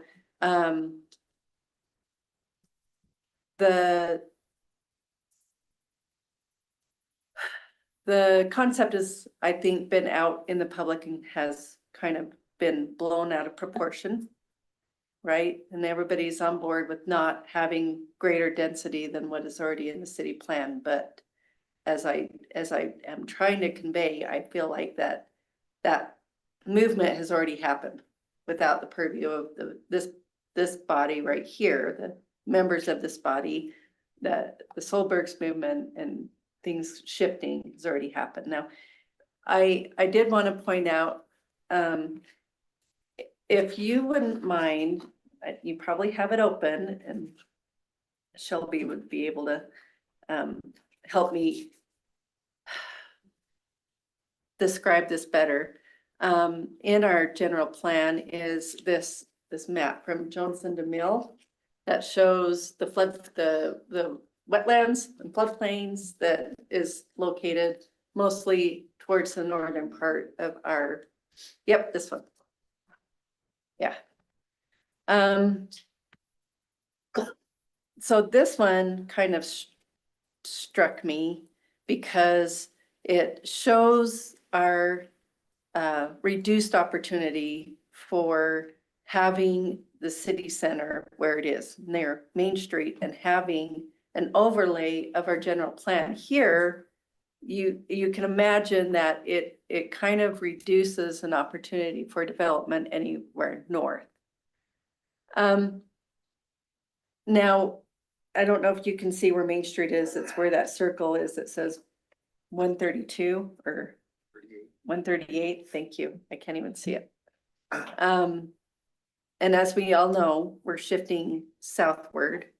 And I think when we reanalyze the general plan, it will also move the density south. Right now, the high density, medium density, high density, kind of in our general plan is at Pear Street. That's kind of our border for a higher density plan in our current general plan that, of course, hasn't been updated in 6 years. I live in South Willow. I was totally opposed to this proposal because I don't want to see the traffic impacts, and I can afford a $700,000 home. Luckily, I bought 20 years ago. I get frustrated every Christmas when we have our lovely and beloved homeowner on Quirk Street put up the Christmas lights that everybody parks at and causes an accident or nearly causes an accident 100 times between November and January 1, right? Because people are parked there on that street that cannot even support two-way traffic when people are pulled over to the side. However, in our general plan, I tried to make notes of why I would oppose this, because I'm trying to put my personal feelings aside and think about folks who want to move here and have a long-term home as I have and have been lucky enough to call Grantsville home. Because when we first moved here and South Willow was a new development, we were shunned, and people hadn't welcomed the expansion of homes in that area 20 years ago. And it was really, really hard to feel like I was part of this community because we were so far removed from the community, from the city center. And I feel like there are several things in our general plan that actually support the consideration, the proposal. And I just want to point out, I do this every meeting, landowners have an opportunity to develop their land as long as it isn't affecting the health, safety, and welfare of the community. And though we've had lots of public comment and I've written them all down and I've considered them and I've mulled over them for days and days and days, since the last presentation 2 weeks ago, right, where I was totally against this and my personal feelings, the city center's moved. And it's kind of out of our control. To define the city core and have the expectation that a higher single family density is going to be created around the city core, our current city core, which is Main Street, doesn't facilitate kind of having the higher density because it's already developed. I don't know, in looking at our current general plan map, where a developer could come in and develop 1/4 acre lots in our city core. I'm not sure, because our city core kind of follows that wetland, right? Which is more expensive to develop. If anybody is familiar with the environmental impacts of wetlands, you have to build your foundation much higher. And that's just the cost that the buyer absorbs. Part of our general plan says that we should diversify our housing stock and make sure that there's an adequate density of housing stock within the community. And that is actually dictated by Utah code, okay? We want to improve the quality of housing to attract new tenants. And those new tenants would probably move in with an investment like that has long-term plans of being part of this community. And I've mentioned that before, because I was fortunate enough. My husband wanted to stay up north in Roy when we were looking. He didn't want to move any further south than Kaysville. And, you know, I mentioned to him that Grantsville was more of a community that had the rural feel that I wanted, and gave us an opportunity to have more land than we could have gotten in the Kaysville area. We, in our general plan, right, we wanted to consider the dirt, and Joel could probably talk about this: duration, intensity, rate, and timing. And the rate of growth is beyond our general plan's original or revised plan. We have several HUD development agreements here outside of the wetland on the southwest side of Grantsville. And that is bringing a lot of housing in. And people say, why would we need more housing? Well, to be honest with you, the school is going to be a draw. The school is going to increase your property values. And if, Nicole, I'm sorry, I'm going to take 2 minutes here because I'm now on my soapbox. If you could bring up Google Earth and measure our current high school area. And I know school shouldn't be a part of this conversation. But our current acreage for our current high school area, where my kids have all gone to high school in portables. The portables have been there for nearly at least 18 years. My kids are 30 now, right? And with the growth of the new development that's kind of southwest area, Grantsville, and the couple that are around Willow and those things, we need a new high school. We do. And I don't want a high school on Quirk because I live there, and that's going to be terrible, terrible traffic. But right now we're 24 acres. An opportunity to have a high school on 54 acres will support our projected growth, our community, and give our kids an opportunity to have things that my son's family, or my son's wife's family, moved to Stansbury because our high school couldn't provide theater. Our school doesn't have a swimming team. Our school doesn't have that opportunity to have a big football team that could play in the higher ranked football competition for the greater Salt Lake area. We are playing with smaller communities that are Morgan and Brigham and Juab, and it's hard, and it's not giving our kids an opportunity to experience things in a community that is growing at the rate that our community is without this proposal, or this consideration. And it's been 20 years, guys.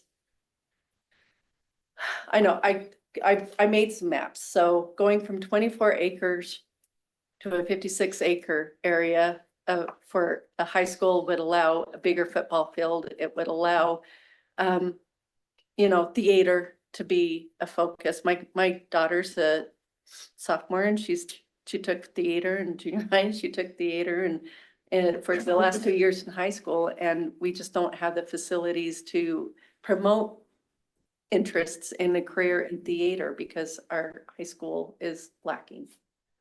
Our high school is actually needs to be torn down. It's been on fire twice, right? We've rebuilt, and we've just depended on the portables to support our education for our kids. Okay, so I'll get off that soapbox. It's okay, Nicole. Sorry, I'm trying to pull No, up that's the okay. images. What I really wanted is to just map out for people to visually see what 54, 56 acres for a school is, and then try to place it anywhere else outside of that wetlands area within Grantsville city limits, anywhere else, because there's not space for a school, for a new high school.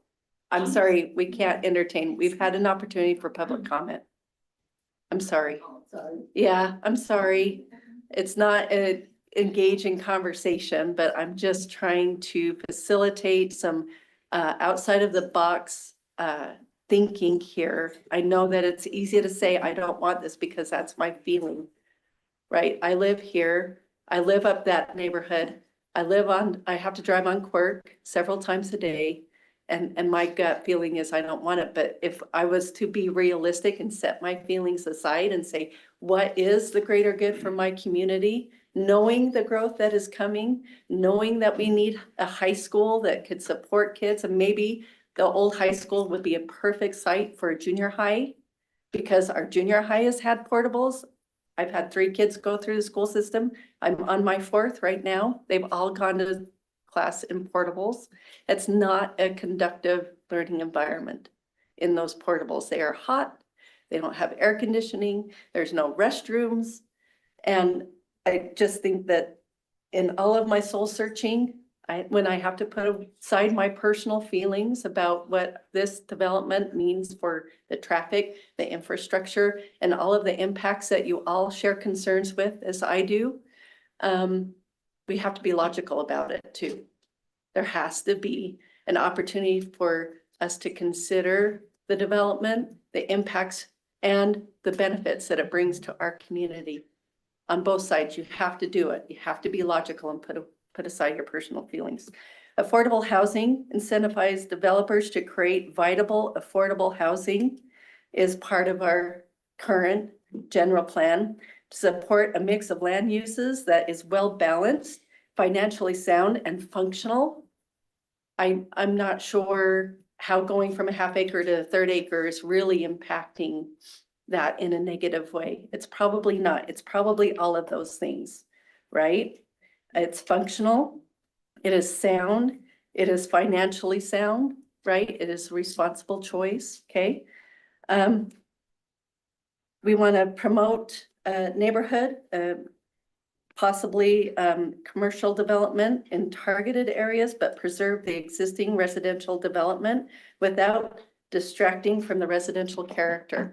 And like Jason said, your frontage is still 40 feet. The only difference between what Jason is proposing and the half acre lots is a 40-foot setback as opposed to a 30-foot setback on the rear yard.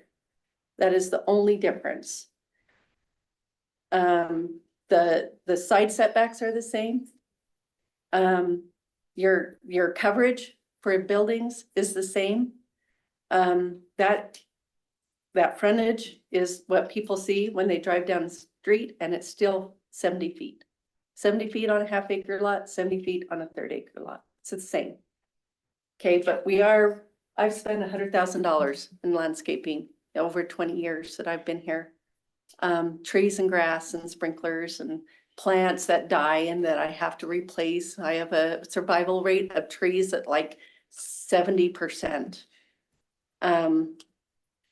Which the tree program that Grantsville does is just fantastic. I just got another tree for $95, you guys. I'm so excited.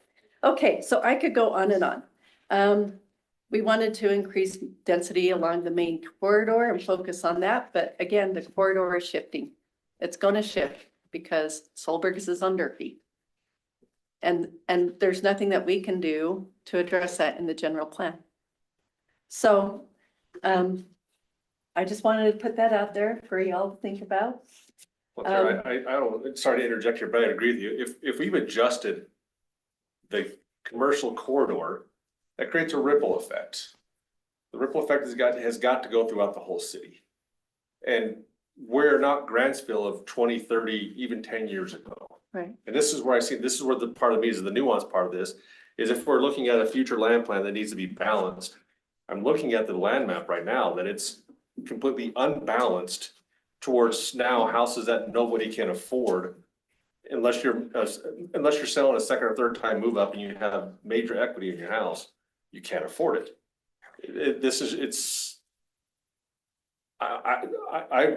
We haven't adjusted this in 5 years. That's probably a dereliction of Our committees and cities of this should have been done 5 times in 5 years. And it's, And Well, that's why I said we're behind the 8 ball in this Absolutely. regard, and delaying it more, it just puts us further and further behind. you know, everybody that comes up, that podium is the worst place to be. I hated being behind that podium, looking at this group of people up here that are so smart and more experienced than I am. But I can tell you that if a consideration of a development like this, I know it's a one-off. I know that we're doing a new general plan, but those people who now are able to move up and release some of the more affordable housing in what's now our current, you know, main corridor where our high density or more affordable housing is. And people are moving from Grantsville to Grantsville just in newer houses that maybe doesn't have the lot keep up, right? That's one thing that my husband says, we can't go upstairs anymore, Sarah, we're too old, you can't take care of the yard, it's too much, you know, I only am on a half acre and it's too much. I'm getting old and it sucks, and I might wanna just downsize to a 1/3 acre, you know, or a 1/4 acre because I'm old. So there's a lot of considerations. And I know that it's very easy to focus on what you want and what your feelings are, but this body has to take into consideration the future growth of Grantsville. And it's hard because we get thrown under the bus. But we feel the same way you do, but we have an additional view or responsibility when it comes to the city. So there you are. There's my soapbox. And does anybody else have any other Well, I agree. comments? We all want more amenities in the city. So more amenities means you have to have more population because businesses aren't coming where there's no population. It's just we're in direct competition right now. Our biggest competition is Grantsville is Twila City. And they are growing and the commercial districts are growing there. And I can't tell you the last time me and my wife had dinner at a restaurant in Grantsville. We always were going to Twila. We were so excited when the outpost opened. Yeah, it's been a few times I've been there, a couple times to Arby's, but if we want to go somewhere, we're leaving town. So that means those tax dollars are leaving town. We shop in Salt Lake. I don't even shop in Twila. We go to Salt Lake. Which sucks because I come home from Salt Lake and then I go back to Salt Lake to shop at Costco or Sam's Club. I'm sorry, I love Grantsville and I'd rather, I buy gas here. I make darn sure that I buy gas and I will come into town on fumes to buy gas. And I can't wait for that gas station to open on the west side of town. Because we need one out there, but my shopping tax dollars they go to Salt Lake. Unless, you know, Amazon gets their cut. That's my contribution is Amazon. So, there it is. Do you have anything? Thank you for your comments, Sarah. I actually really like what you had to say and I agree with what you're saying. I just think we want Grantsville to be Grantsville. We're not here to be Twila City. We're not here to be anybody else, but we need to make this a community decision. That's where I'm setting. I think what you said is true and accurate. We just need to make this the ripple effect we're seeing of where the density is moving, where the commercial's going, I think is important to recognize, but I think we need to reflect that in the whole plan and not just a one-time change. That's me. And I can appreciate that, but I can also see that the revision of the general plan will include this. I mean, I just feel like that's where it's gonna go. And I support that in the sense, I think that we do have to look at some changes, but we need to look at the holistic change and not just one piece. Yep, and I love that, Jason. You know how much I appreciate your thoughtfulness. So, is there any other comments? No, I think it's good. I think it will give an opportunity for the whole community to chip in, so. Okay, Jason. Thank you for your Thank time. Really appreciate it. Lock his knees. I know. Passed out Sorry. right now. Thank you. I did not mean to take up that much time, but thank you all for your thoughtfulness. So, if we have no more discussion, we will open this up for consideration. Anybody would like to make a motion? I'll make a motion. Okay, can I just say one thing? Was there an application fee for this? Yeah. Was there a differentiation between a table and a denial? So Real quick, indulge me. this is not the final action that would be taken. It would go to the city council. So if you table, it would come back to this body. Right. If you recommend one way or the other, that recommendation would then go on to the city council. My guess is, I'm just guessing, I don't want to speak for Jason or for the application, but they would prefer to have something concrete tonight so that they can take that to the city council. Yes, agreed. So tabling doesn't necessarily help him at this point. So Is that fair to say? Oh, Brett, I'm sorry. Did you have anything No, that you guys you have said wanted plenty. to? It's like they wanna go home. You want dinner? The mammoth and the knights are tied up, at least last time I checked. So Nice. we're good. That's a Thanks good for that update. That's a solid update. Let's see if I can refresh it. Are you betting on that? No, never mind. betting Don't on answer that. It's Utah. Don't joke. Okay, Only Skittles. all right. Now we'll 1-1. entertain. I move to Consideration. recommend denial to city council for the proposed general plan amendment for the Wellstone subdivision located near Pear Street and Cork Street based on the findings outlined in the staff report. Okay, Second. okay. We have a denial and a second. All in favor? Aye. Aye. Aye.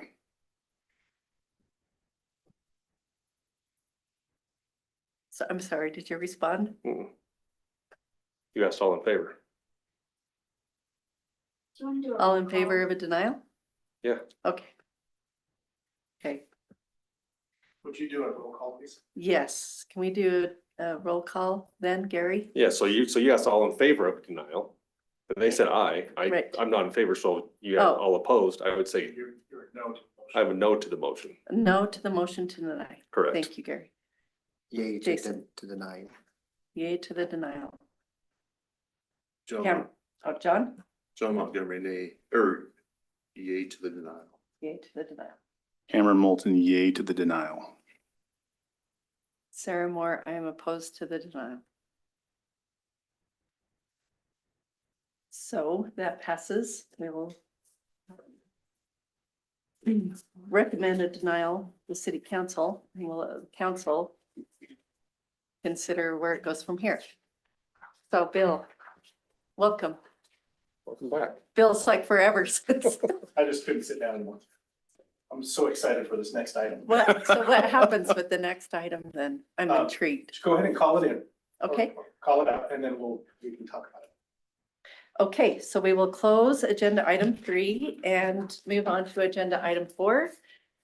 This is the presentation, discussion, public hearing, and consideration of the proposed rezone for the Wellstone subdivision area that mirrors the area that we just discussed on the last agenda item. Sorry, that is located near Pear Street and Quirk Street. Thank you. Thank you. And as was discussed, this is the rezone portion of the discussion. I don't have a whole lot more to add, except to say, and as was pointed out, that we don't have to necessarily match the general plan with the zoning. It's not necessarily that they have to, one has to be exactly the same as the other. So in the odd chance that the discussion changed or something weird happened, you're not locked into what just happened. Okay, Again, it's a legislative item. Very broad discretion is given to you and to city councils in making these decisions. So it's the reasonable person test. If a reasonable person would look at the evidence in the record and the discussion that was had and come to the same conclusion, you're golden. So with that in mind, that's the conversation now. okay. Great, thank you. So we'll just go ahead and open the public hearing for the consideration of our proposed rezones of the parcels listed in the agenda from R121 to R112 for the Wellstone subdivision located near Pear Street and Quirk Street.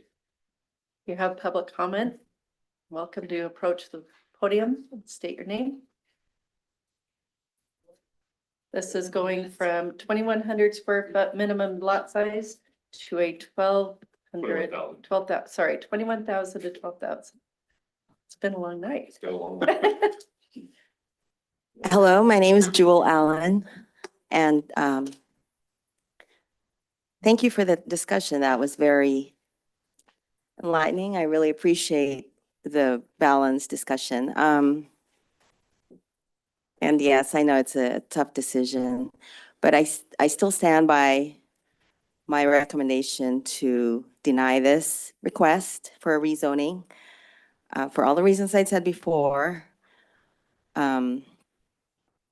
as well as I think I could hear in the discussion all the concerns about making this a piecemeal decision for this particular lot. It's never easy to consider these decisions, but I think in doing so right now, you have an opportunity to really shape what might happen from here on. Because these decisions don't stand by themselves. There's always a ripple effect, and just, I guess, ask yourselves if later on, as you study any other issues that come up like similarly, I'd be hard pressed to say yes to something like this if you feel that it would potentially be problematic for other areas in the city.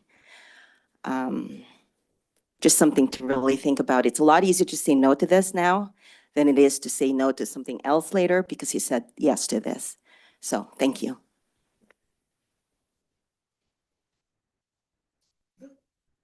Thank you, Jewel. Is there anybody else that would like to enter? Nicole? Yes, I'm Marta Spencer. For the exact same reasons I talked the last time, I think it's imperative that we take the master plan. The town voted on that, whether it's right or wrong, and we need to change it. Maybe we do need to change it, but I really think to get the town involved and let them vote and let them give their voice to what we're gonna do. Because I think this starts the ball rolling. And I think if you change the master plan, you change the zoning, then what's the next change gonna be? So I think it's imperative that we wait for the master plan to be re-evaluated or whatever it is, let the town vote on it and get the opinion. Thank you. Thank you, Marla.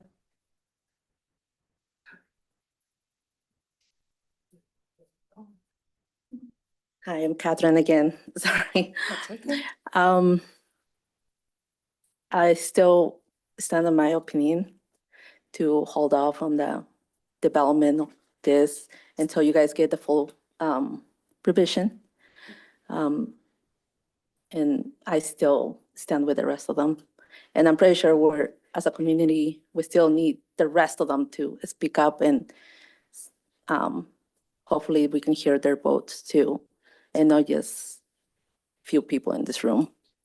On top of it, I believe no one has asked about, or the question was about taxes, how all this development is gonna affect us in the long run.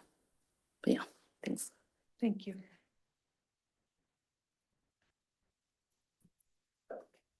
I just want to say the same thing I had from before. Could you state your name? Michelle please? Marriott. Thank you. Same thing as before. And I also think there are a lot of people I think that would be here tonight, but people are frustrated. Like if you get on the Facebook page, which I know it's Facebook, whatever, but people think that y'all just do whatever you want to do and they have no say. Like there are a lot of comments that are like, it's going to pass whether we go or not. So like them saying, let people have their voice. I think it needs to be put out there more that they can come and talk and go through these things. I think like we didn't know this was going on today, and where there was the sign on Pear Street and not any of the other streets, I don't know who even knew. So I don't know if it needs to be published more, but I think people are pretty frustrated. Thank you, Michelle.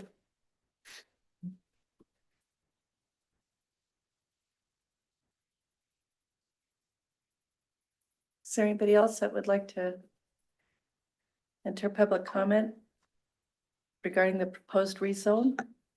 Oh, yes, please. Yes, Casey Marriott. I just wanted to paint a picture a little bit about, I know you said affordability, less affordability, on a $700,000 house. For just principal and interest, that puts us at $4,200, not including our taxes that might also increase from all the other people that are moving in that we have to support the infrastructure for that. And I don't know how many families that are up and coming that have an income that can support that type of house payment in this community. I know that there are lots of new families and also a lot of senior communities that are on a fixed income. So that's going to bite into that as well. And I know it's mentioned also about resale and about being able to move up or the third home that they've moved in to be able to afford these higher sales price homes. But the new developers that are coming in are offering insane incentives. So it is making it really hard for normal sellers to compete with that, where they can just go buy another house with them instead of actually giving back to the community that's here. And I also wanted to point out that I know you said something about $84,000 that you could give back, or it was a cost that your savings. There are caps on that. So I feel like that number was a little bit inflated. There are certain seller concessions that are allowed depending on loan program. And that number just seemed a little bit inflated to me. And also there's certain loan programs that on a $700,000 sales price, the loan amounts are exceeded already in this area. That would price out USDA, which she had mentioned, but also the max loan amount for an FHA loan program, which most families would utilize, is only $637,000 if they would able to bridge that down payment. So I just wanted to paint a picture of what that actually would look like for homeowners in this community to be able to afford the houses they're proposing. Thank you.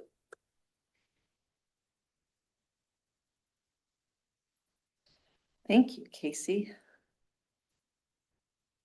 Is there anybody else that would like to enter public comment on the rezone proposal?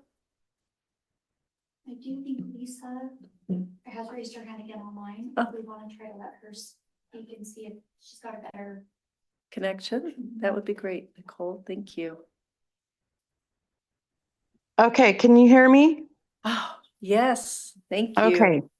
Okay, Lisa Lingwall. I live at 189 East Elizabeth Cove.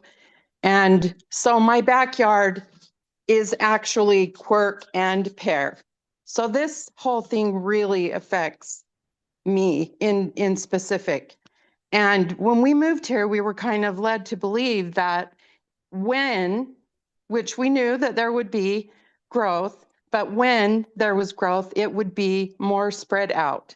And Joel, I think that's his name, that was just with Fairborn House or whatever. He paints a little happy picture, but the problem is that each one of those 3 houses has 3 more cars and 3 more, it's not just, oh, it's not going to affect the way that it looks from the street. But then again, who's going to pay the taxes for the roads and the school? Yes, Grantsville needs a new high school, absolutely. But, we're getting older and we're almost right now taxed out of our home, in all honesty, because of these huge, beautiful schools that they're building. And so it would impact. Okay, it might not look that much different, but it will impact our roads. It will impact our infrastructure. It absolutely will impact our water. Absolutely. And so I just think it's irresponsible growth or irresponsible and I agree with everything the other lady said. All of the ladies. I agree with everything that they said because, my kids can't afford to come out here and live anymore. We came just on the cusp of when you almost couldn't afford it anymore. And my kids make good money and they live in Salt Lake City. So it's really discouraging to see how, the city council waived and the whole point of the last lady who said, people are discouraged. I hear it all the time.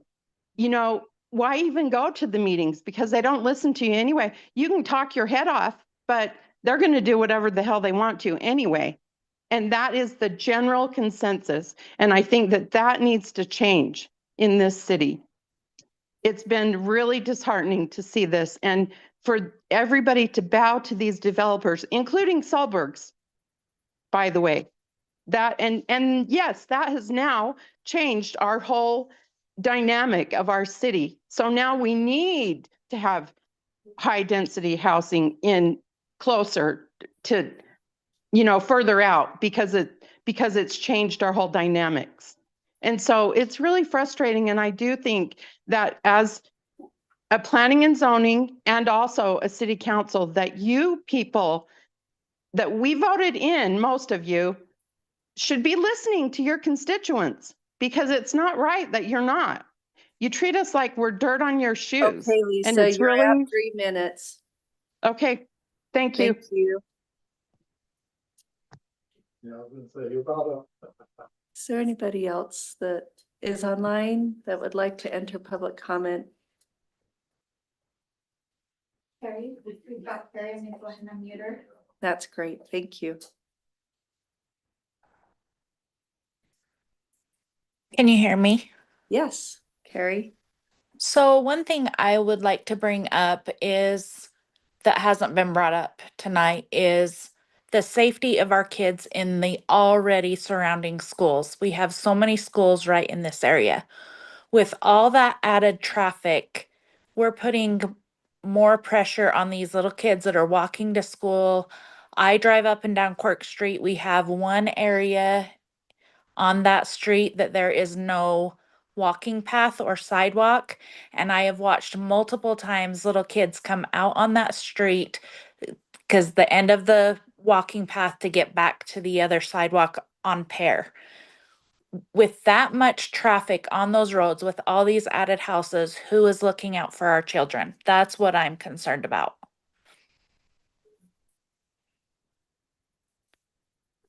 Okay, okay, Carrie, is there more you'd like to add? Nope, that's all. Thank you. Thank you. Is there anybody else online? Oh, we feel so bad. We've made them wait so long.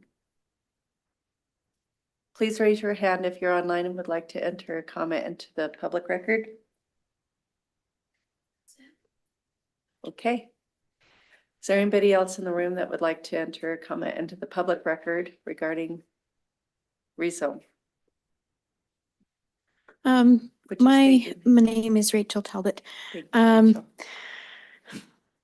My concern that I bring now is the difference in tax levels from the one zoning to the other. And I am concerned that the smaller lot has higher taxes per unit.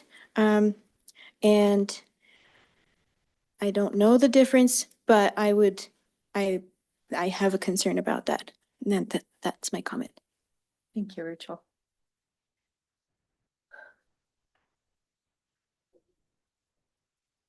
Okay, is there anybody else?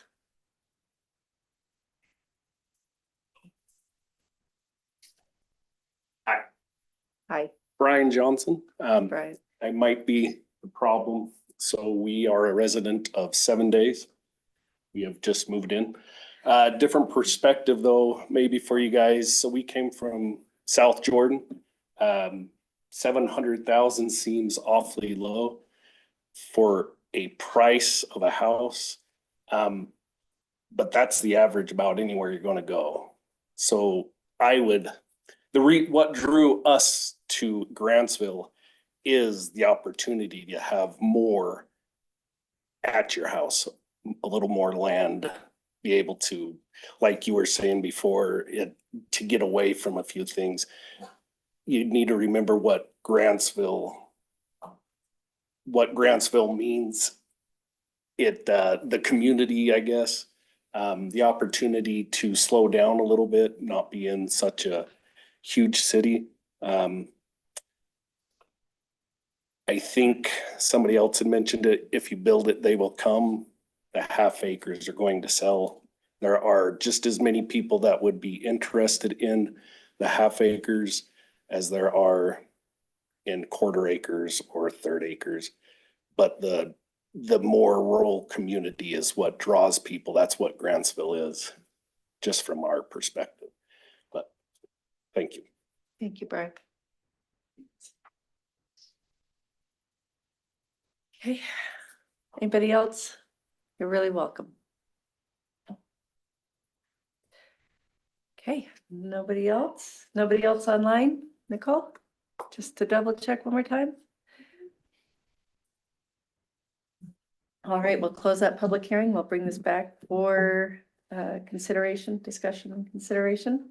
Cameron? Just to manage expectations correctly, because it was said a few times that general plan amendment would be voted on. There's no vote taken by the community when that happens, correct? Or it's a vote? How does that happen? No, you're right. There is no vote. It's not a. It's an open not a forum. Referendum kind of a thing. Okay. Okay, just want to make sure that, Public comment is considered when they make decisions, and that it gets adjusted based on what Okay. people come and contribute. just so people aren't expecting a ballot in their box at some point for something like that. And then just one other thing, responding to a public comment, maybe, and maybe this needs to get put on Facebook by somebody, but there is a state website for public notices that you can set up, email delivery. So anytime the city issues a public notice, it goes to your inbox. So you can be aware of everything that's happening in the city, as required by law. So there would never be a reason to not be informed with the public notice system as required by law. So I just wanted to point that out. I appreciate that, because I was also going to say we are required to inform people within a certain radius of whatever development is coming or public comment, and We weren't notified and we back onto this property. well, Willow is actually removed. Willow's on the other side of that white area right there. My piece of property is this one right here, that second green one, so I back onto this. So I should have been notified because it is my backyard, basically.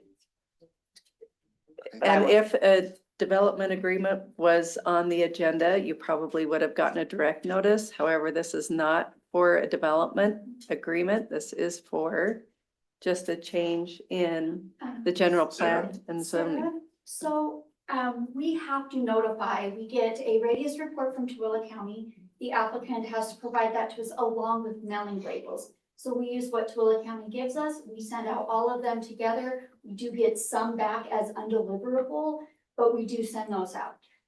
And we send those out certified? No, we do not send them out certified. They go out regular mail. Oh, I have gotten Yep, them and they regular go mail. out 10 days prior to the meeting. So we go off of what is provided by Tooele County. If they didn't get the notice, I'm not sure why they wouldn't if they're that close. Are those records available to look on the Tooele website, what the radius would be? We have the labels that we send out to. So you just need to check if you have concerns. Sorry, I misspoke on that.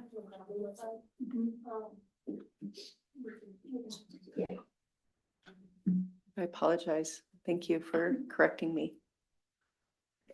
I'd just like to make a comment that I don't know that we're in much disagreement.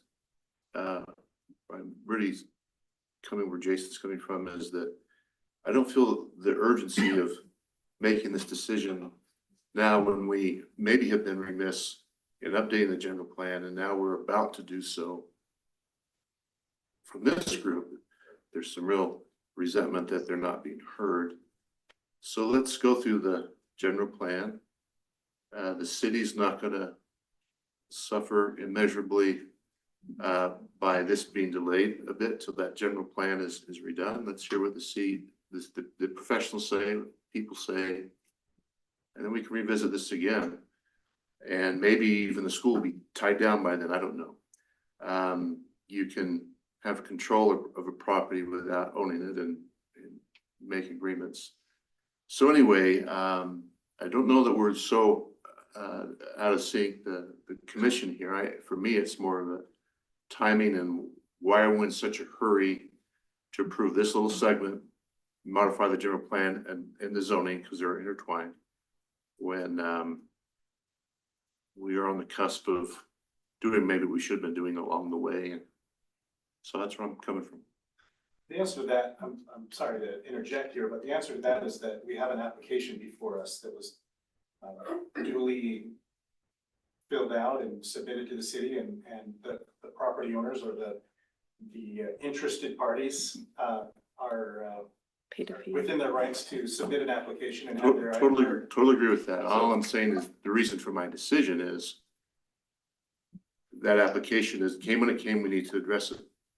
But why I'm voting the way I am is not that we disagree so much, it's just that the timing of the application is I don't feel the need to, I want more information. It seems like it's forthcoming very soon.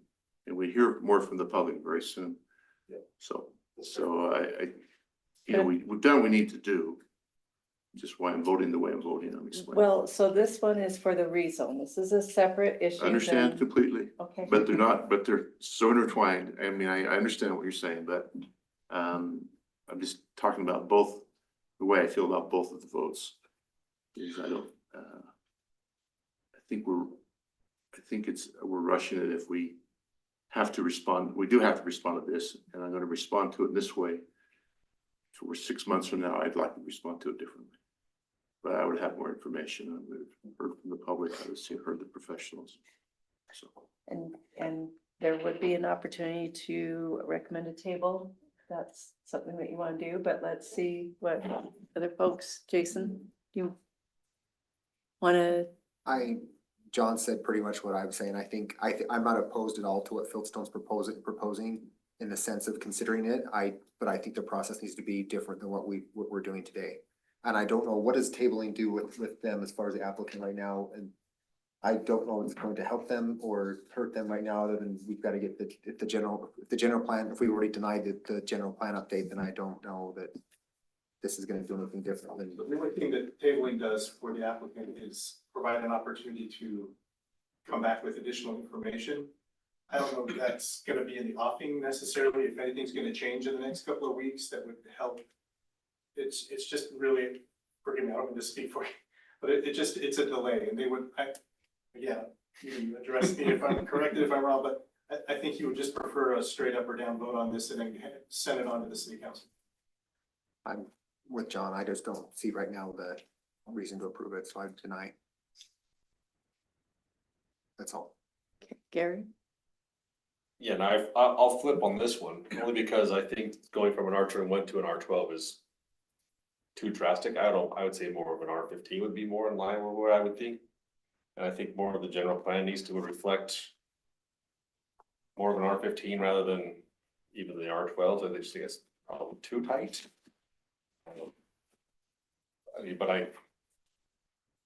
Right, because we've already addressed, so that's where I would stand here on number 4.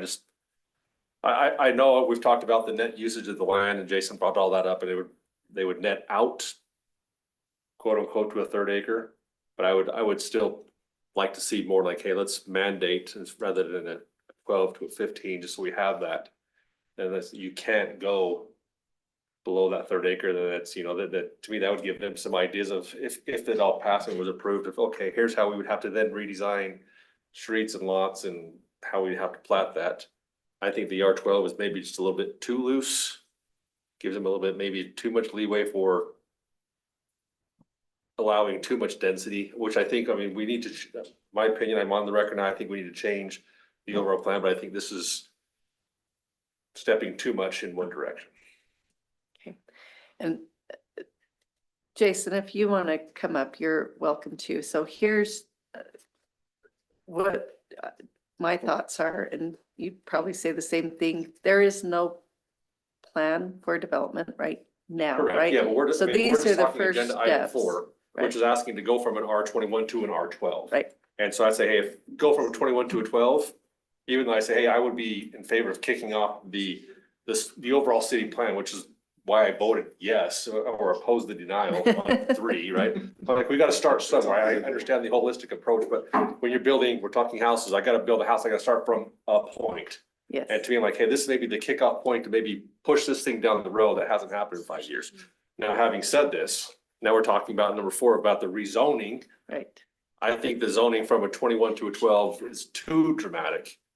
And that's why I say, hey, if this said 21 to a 15, I think I would be just maybe future. I myself would say yes, a 12 to a 21 or 12 from a 21. I personally think that's a little bit too dramatic, even though I know you talked about the net usage and what you'd get out of the acre would be more of a 1/3. So I'm like, if that's the case, why not just say, let's just go to an R15 instead of a 12. Wouldn't the 15 impact the PUD if that's what happened?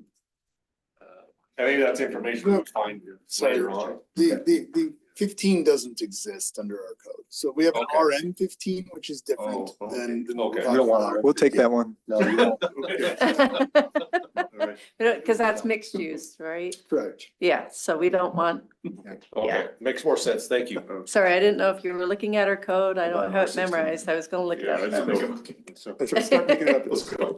It goes from 21 to 12, that's it, right? That's it. Yeah. There's, Okay. there's no in And between. that's what I had Just so in you my guys know. notes, but I could have missed, because there was a RM7 that is multiple, but we don't want that one either because it's, okay. So, sorry, may I ask No, one more question? please. Especially the rest of the Sorry. city? Why is such the wide gap there? Has that just not been brought up before? I mean, cause that's a pretty wide gap to go say, hey, you could either have two lots per acre or 6 lots per acre. That's, why not that good, better, best, if you would? Well, that's why we have PUDs, right? Yeah. Because you have a mix. You have the in between. negotiation of the okay. development There- itself. There's a reason for it. I mean, and I think we've got it right. Okay, I'll just say that. Yeah. thank you. Yep, we Got a can lot of see it. flexibility. Okay, Cameron first. I think just lastly, so Yeah, just approaching this from a business standpoint, when I would expect There we go. to sway a community, especially that communities that have problems with, going from half acre, increasing density, a developer needs to come in with some candy dangled more than roads, right? So if the city's doing this, what are they, and I mentioned that before, and I think that's important because it's the whole community that's got to be on board with something like this. So that's all I would say is Appreciate bring that. some candy. Okay. I hear you loud and clear. Okay. Okay, so humor me for a second, right? Because I know that he who is convinced against his will is of the opinion still, right? So I know that whatever I present to you and whatever I provide to you, right, unless you truly come to it with an open heart, like it's dead in the water. But because I like to have fun, and why not, right? I just want to point you to the same information that also Dayon Essick at the Kempsey Gardner Institute provided to me, right? Which is, and we use this in lots of different city council meetings and presentations, but this is actually the median income over the median household home price over time. So there's a gentleman back here that said, hey, I moved here 40 years ago. Well, 40 years ago, right? It was 2 to 1. So when we talk about is now the time, right? Are we moving too fast? The answer is you're moving too slow. And this is the data that supports that. So even just going back, right, to 2010, I bought my first home in 2005 personally, right? Incomes versus how high the housing cost was significantly different from what my kids are dealing with right now, right? So I had about a 2.5 to 1 ratio in my generation when I bought my first home, right? But look at what people are dealing with right now. And it's interesting that all the comments that were coming up is, hey, look, let's keep it at half-acre lots because we can't make it more affordable, right? But that just means that if you do that, it actually grows this even more exponentially, which is what's been going on. So now we're looking at almost a 6 to 1 in what your income can be versus what the median home price is. We've already done it. Like, this is our opportunity as decision makers and influencers in our community to make decisions that will impact and try to bring down the cost of housing. So again, I know, right? Your minds are made up, but you really should look at the data because the data has already told the story. Winston Churchill famously said that Americans will always do the right thing only after they tried everything else. Trust me, we have tried everything else, which is to not take the steps to create more housing affordability. It's plain and simple. So consider that. And those are my comments. Appreciate it. Can I ask a question? Yeah. Does Fieldstone offer a budget home, right? Like, so I get what you're saying about the rezoning, that makes sense, and you're kind of talking about the affordability issue, but does then Fieldstone offer a house that's built less expensive, it's not hardy board and fancy finishes to help that affordability? We can, as long as the municipality that we're dealing with will allow us to do it. So right now, we've done a lot of work behind the scenes, right? I've actually approached your city council with some of the ideas that we recently passed an ordinance in Harrisville City, which created their first housing ordinance called the homeownership overlay zone, right? Where we helped them draft an ordinance that actually allows us as the developer to grant a guaranteed maximum price in exchange for working on what the other categories of setbacks, home size, lot size, all those sorts of things in order to target the right home price. We're all in on it. Like I participate in the land use task force, which creates policy for the state of Utah. I've been on the Commission of Housing Affordability. I have participated in the governor's office of to create opportunities for housing. Like, we're working on it, we're doing it, and the only way for us to actually make an impact is to come to groups who actually control all of the power as it relates to property rights.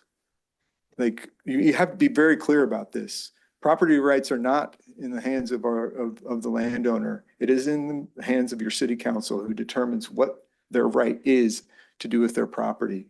It's a really sad thing, to be honest. And if you want to talk about the economics of the city and the opportunity, right? If you may, this is my soapbox, right? When it comes to how you plan for the future, right? The cost of housing and also the cost of your infrastructure. The more dense you are, if you bring your core of your city into closer and you create your open space around the outside of it, when you create more housing around your core infrastructure, you actually have your price per acre and taxable value goes up, but you use the same amount of infrastructure, which means that you drive your cost of replacement down. These are facts in how planning is done. But often we ignore that because we have conversations about density and lot size, not over the economics of what is best for the city or even the infrastructure. So we will plan roads around this particular property, and it will have 100-foot right-of-ways, right? Which will allow much more traffic than what your density will allow, but yet we'll build the infrastructure for that, and you will replace it someday at a higher cost per household. Those are the facts. Those are what I would ask you to consider when you're making zoning decisions. It isn't just about density. It is much more than that. And at the end of the day, it is about home ownership. We are not doing ourselves a justice in Utah right now, where we have grown up. I'm 50 years old. I grew up with the opportunity to own a home. I bought my first home when I had a part-time job while I was in college. Tell me what college kid could do that right now? None is the answer. Was it a Fieldstone home?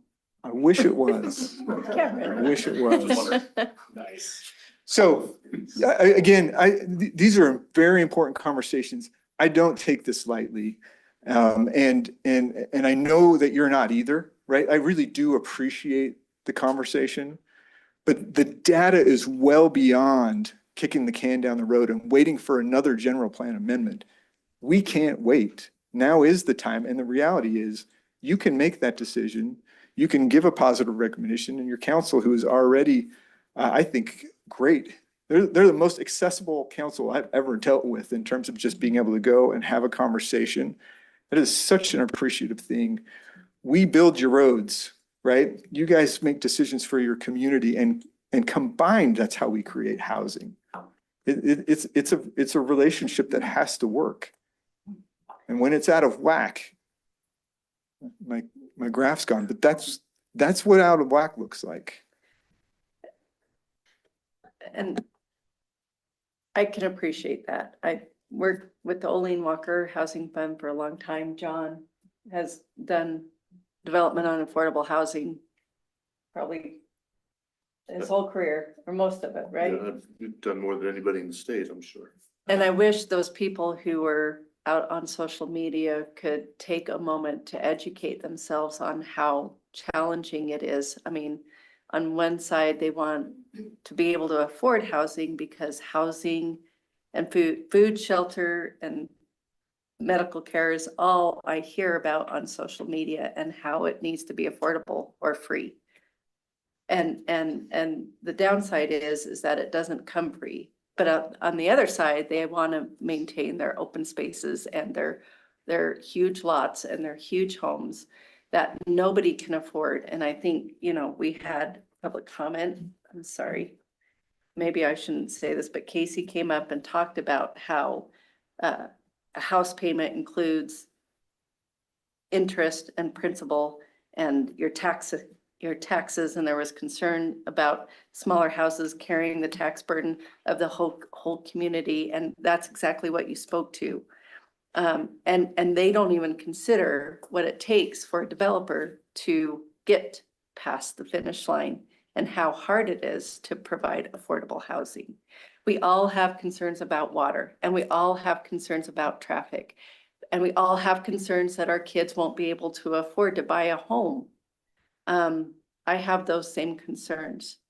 But honestly, there has to be some give and take from bodies like this that will allow some sort of housing cost to come closer to affordable, which we don't, because we do listen to our constituents, and we live in these communities that don't want high density housing. For some reason, we hit a threshold of frustration when we hear high density housing and nobody wants it.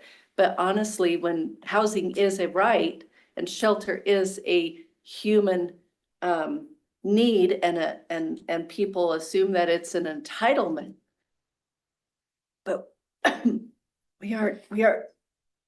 we're blocking the opportunity to provide housing because everybody thinks that the developers are giving backdoor deals and accusing people of who are trying to make decisions for long-term impact to support our communities, and insinuating that there's some nefarious purpose to our conversations and our process, when in actuality, it's a burden that we carry so other people can have the luxury of almost, you know, thinking that it's a mandate that we are even having these discussions. Well, it is, because our property owners have a right also to do with their property what is allowable and what is reasonable, and we have to be involved in reasonable conversations. So unless there is a documented drawback to the health, safety, and welfare for our community, we have to consider proposals. We have to do it.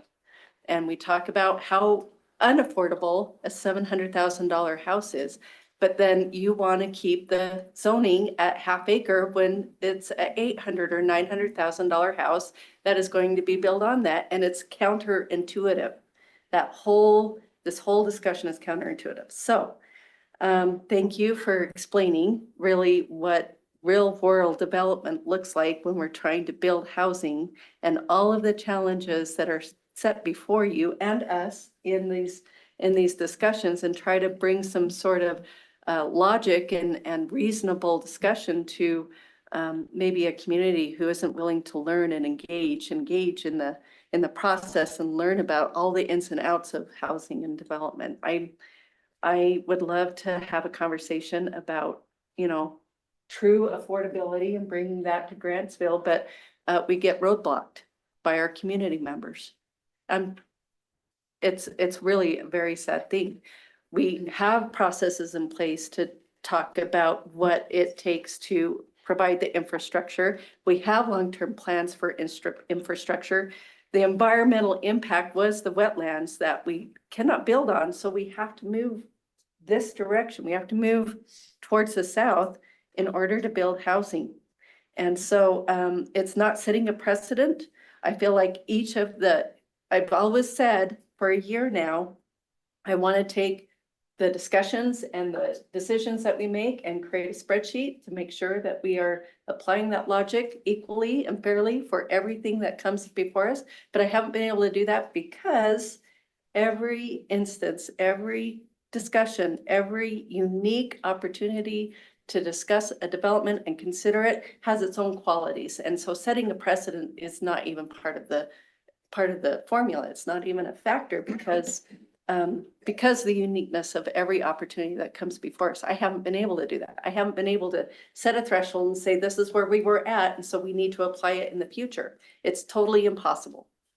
Okay, so it's not double density. It is a net value of 30 or 40 housing units that I think is compatible with our neighborhood character, with the goals that this community has. So we can talk about the arbitrary pieces of it if a development plan actually came before us, but right now it's just about zoning. It is just looking at the zoning and changing the zoning from half acre to quarter acre. That's all this discussion is, and it is not arbitrary. It is a reasonable and logic discussion that is considering what the future land use is of this piece of property right here between Pear and Hollywood, next to Quirk. That's it. But the implication is that it has to be this zoning and now, and I don't believe it's correct. I think that And that's fair. we have an opportunity to evaluate this in the timing that is right for the city. I don't disagree with the numbers that have been put forward. I understand what's being said there. Let's just do it in the right way. We're not saying no forever. We're saying let's let this thing be done the right way. So that's how I feel. Okay. I don't Any need to say further anything else. discussion? We good? Yep. Okay. Okay. I still value the presentation and the proposal and the discussion and the public comment, and I think it's great, and I think it's awesome, and I love you all. We will entertain a motion. I move to recommend denial to the city council for the proposed rezone of Wellstone subdivision located on near Pear Street and Court Street. Second, Okay, we'll take a roll call vote. Cameron? Cameron Moulton, I agree with the denial. John Montgomery, same. Okay, Jason Gary? Hill, right. Oh, Jason? I already Sorry. said what I did. Never mind, go ahead. Sorry.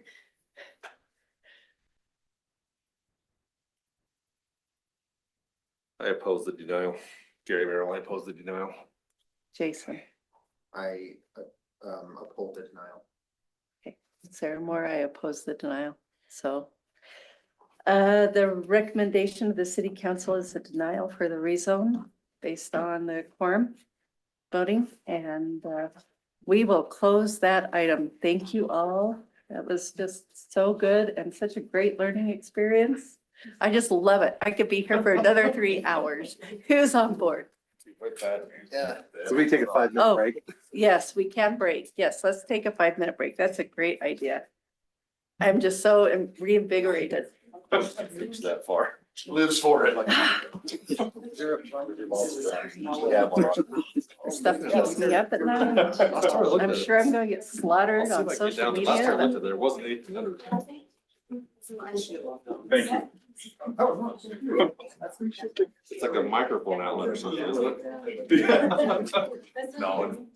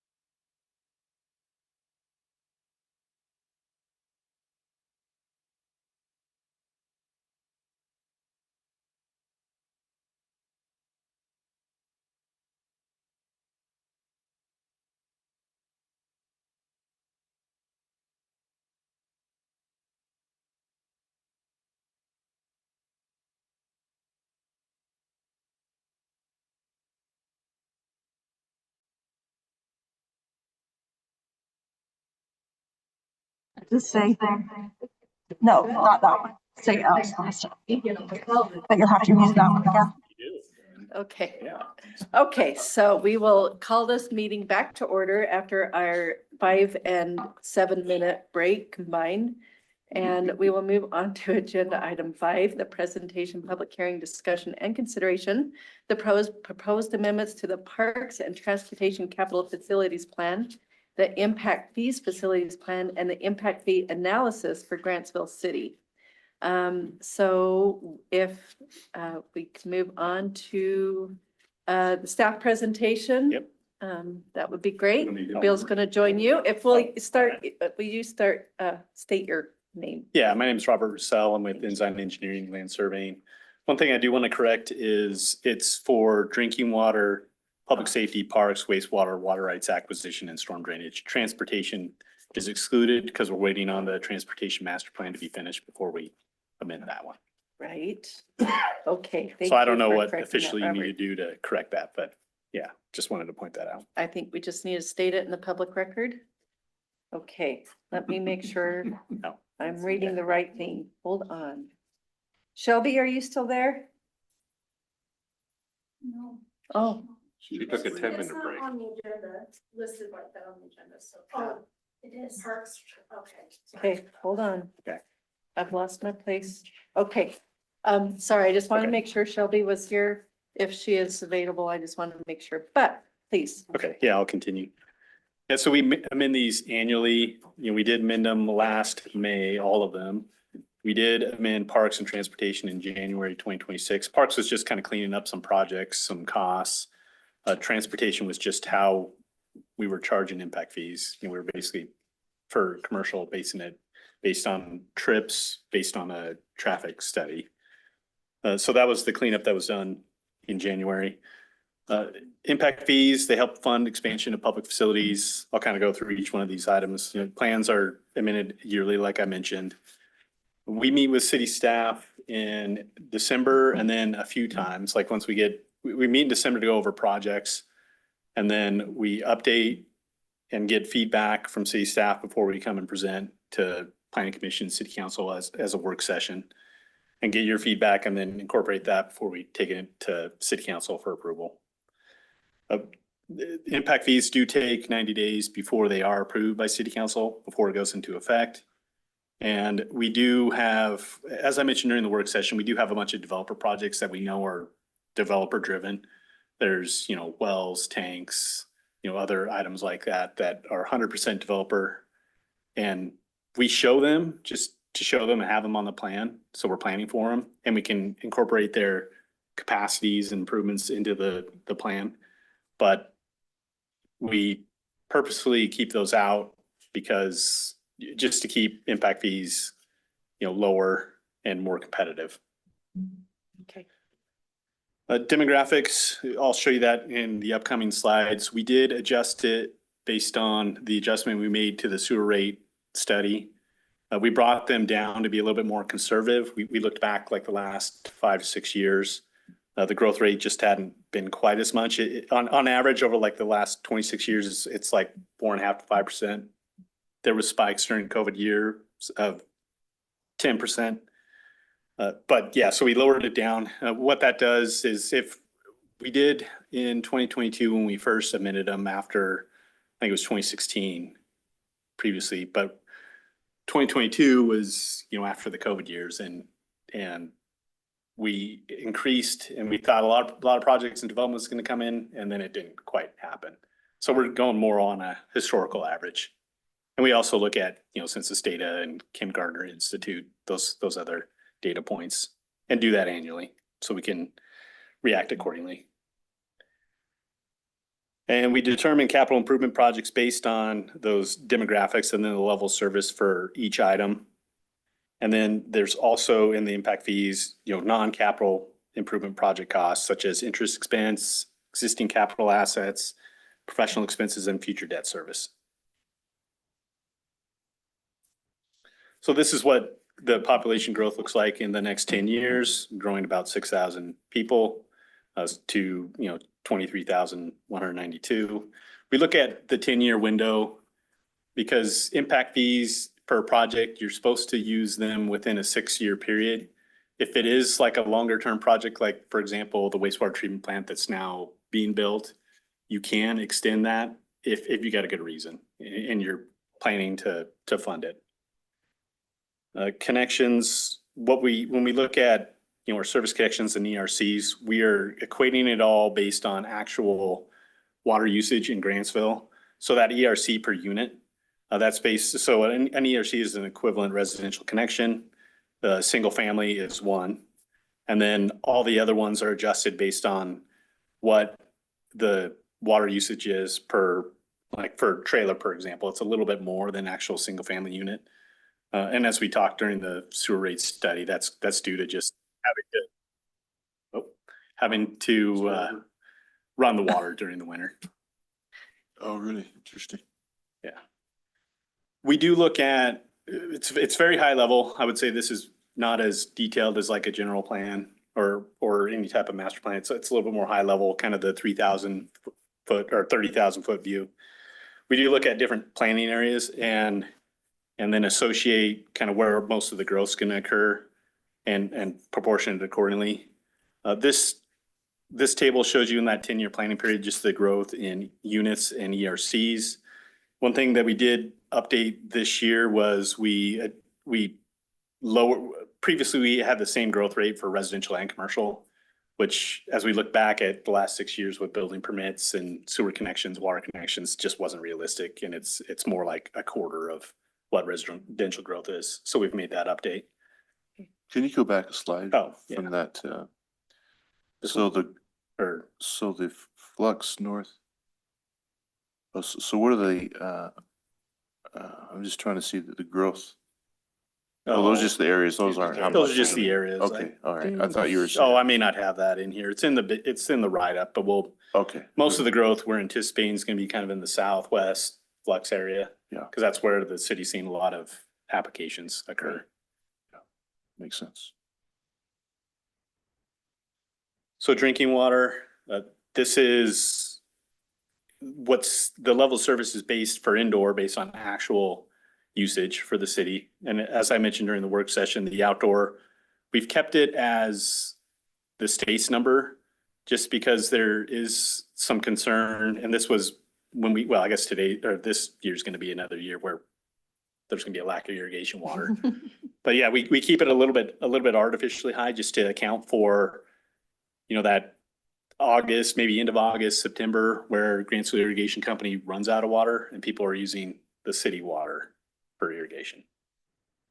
Or we have a water main break that floods it. Have you ever had to go back and improve wells because of drought conditions or once you've done a well, it's done kind of thing? No, you do go back and you rehabilitate them. You do, like if their yield's gone down, you will go in and at least brush and bale them. Potentially you'll use chemicals to treat them and then brush and bale them. And brushing just as it sounds, you brush the screens, clean them. And then as the material falls down, then you just bail out the material in the bottom. So that's all considered in this? Yeah, this is just new projects, right? Okay, And more growth related. Okay. The cap facilities plan does have some projects that are replacement, like replacement water lines, sewer lines, that type of thing. That's not impact fee eligible. Okay. But it considers more project like that. Maintenance would be more your sewer rates, your water rates. So rehab isn't. So rehab would be part of that. Well, I guess I shouldn't say that because if we're in here and we are. Because of new growth, you're doing that. Yeah, if we are rehabbing it and you get additional capacity out of that well that you didn't have, then that could be impact fee eligible. Okay. But it may not be, right? All right. Oh. Robert, would you mind going back to that slide? Sorry, I was trying to look at your pressure zones here. Yeah. And you've got a gray area right here in the middle of the city. Are you talking about this blue or? Oh, is that blue? Yeah. Oh, it looks gray, but I guess it would be encompassed in the blue. Oh, yeah, it does look kind of gray, yeah. Sorry, it's just my monitor. Okay. I just couldn't see a relation. It's the underlying field is a different color than. Yeah, and so it shows it up. You're so smart. Yeah, exactly. You're amazing. It's just weird. It's Okay. not you, it's the earth. Thank you, Robert. So yeah, for Thank you, drinking Bill. water, a lot of the level of service and standards are set from the state. You can see there, like the pressure requirements and that type of thing. Okay. And that's what kind of sets where your pressure zones and everything are.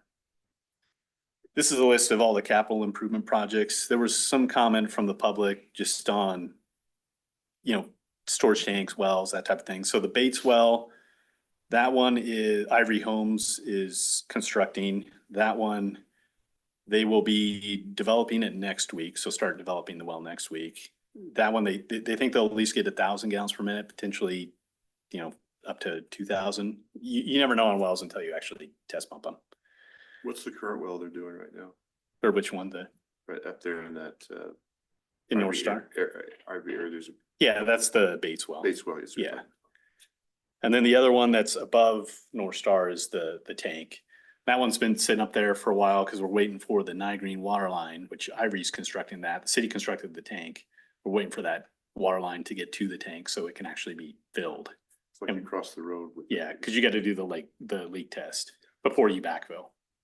And that one should be, see, Green, there should be passed off the end of this week, and then it'll be about a month and a half, 2 months for them to backfill and get everything finished up on the tank. So it'll be about middle of June. How big is that tank? It's a 2 million gallon. Okay. And that one, it was previously, you'll see on that one's kind of right here. That one was previously impact fee eligible, but now that the city's at a deficit, right, it's not impact fee eligible anymore. Interesting. And so, yeah, and we've got, in the next 10 years, we've got other, water lines, a lot of them are to help with looping throughout the system. So you can maintain better pressure. And then there's also, wells and tanks planned as well. Additional ones. Great. This map, it's kind of hard to see. I can kind of zoom in. But yeah, this shows you on the water system, kind of all the improvements that are in the brighter colors with the numbers on them that are planned. But a lot of these are due to growth, but then you'll see like kind of throughout the main part of the city, a lot of these are replacement of just lines that are either 4-inch or 6-inch. Some may even be 2-inch that are replaced with an 8-inch line, because that's the minimum standard.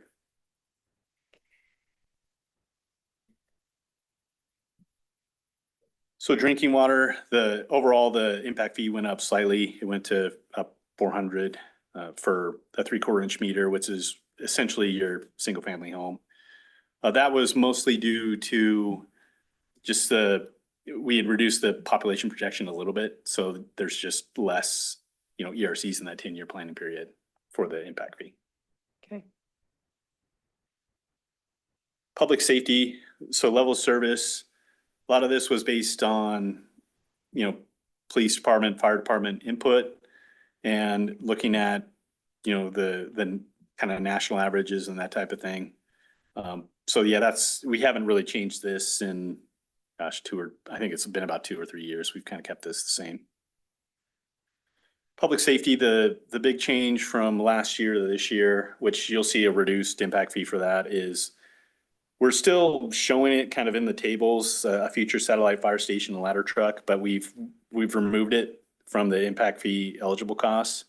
Now, if we get, a bunch of development, either on the west, south, or east side, we can always add it back in and then start collecting the impact fees for it. It's just gonna be tied to growth, is what is the Right, yeah. Do you remember what the proposed projected cost for the fire station ladder truck was? I'll have to look. I think it was like 3.5. Don't quote me on this, but maybe Just for the truck? 3. Well, the trucks. So for impact fees, like a ladder truck, I believe it's like $1 million. They're pretty expensive. Yeah, More than that I think now? they're probably Yeah. closer to 3. Yeah, and then the fire stations, 3 to Satellite 4 million. fire Yeah, station. they're expensive too.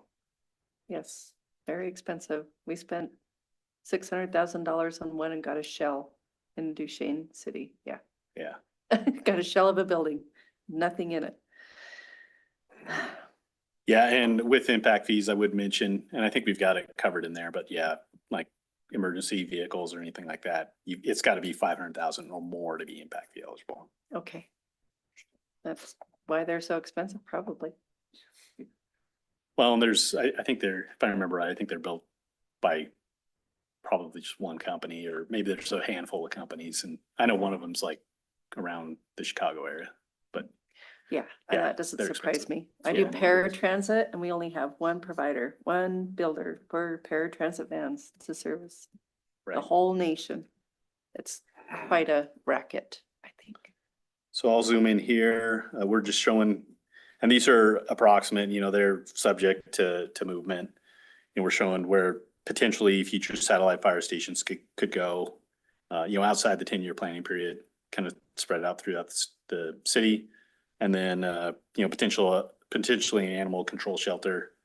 That was another thing we adjusted to. We anticipate the animal control shelter, like 50% of it would be funded. We didn't specify what agency, but it'd be kind of a joint venture. And I would mention City Hall, we show in the capital facilities plan, but that's not, it just can't be impact fee eligible. Okay. Okay. And because of some of those changes, the impact fees have gone down. You'll see previously for single family and multifamily, we were charging per dwelling unit. That hasn't changed, for the proposed. But for non-residential, we're not going per 1,000 square foot building area. It's more based on non-residential unit. And I did add this, it's in the report, but I did add this calls per unit table into the PowerPoint, just so you know where that data came from. So the police department, they put together that data and for 2025 and sent it to us. And so we're basing it based on how many calls per unit for single family, multifamily, and non-residential. And that's why that factors kind of, it shows up how it is. Parks, That's a lot more calls than I would have expected. Yeah, sorry, yeah, Robert. yeah. So they're computer-aided dispatch calls. Yep. Wow. Thank you. So parks, level service there, we haven't changed that in a while. That's, 4 acres per 1,000 population. Capital improvements, not really too many changes here. Some of the improvements did get moved off the list. There was some improvements to Eastmore. We did update Scenic Slopes Park, the utilities pump track site improvements. That's the actual, current cost, the big cost of it. And then we did update some of the park improvements, just the construction years, just to keep the impact fee balance. You can go negative for 1 year, but you usually don't try to do more than 1 year in the negative. Yeah, so this figure shows where all the various parks are located throughout the city.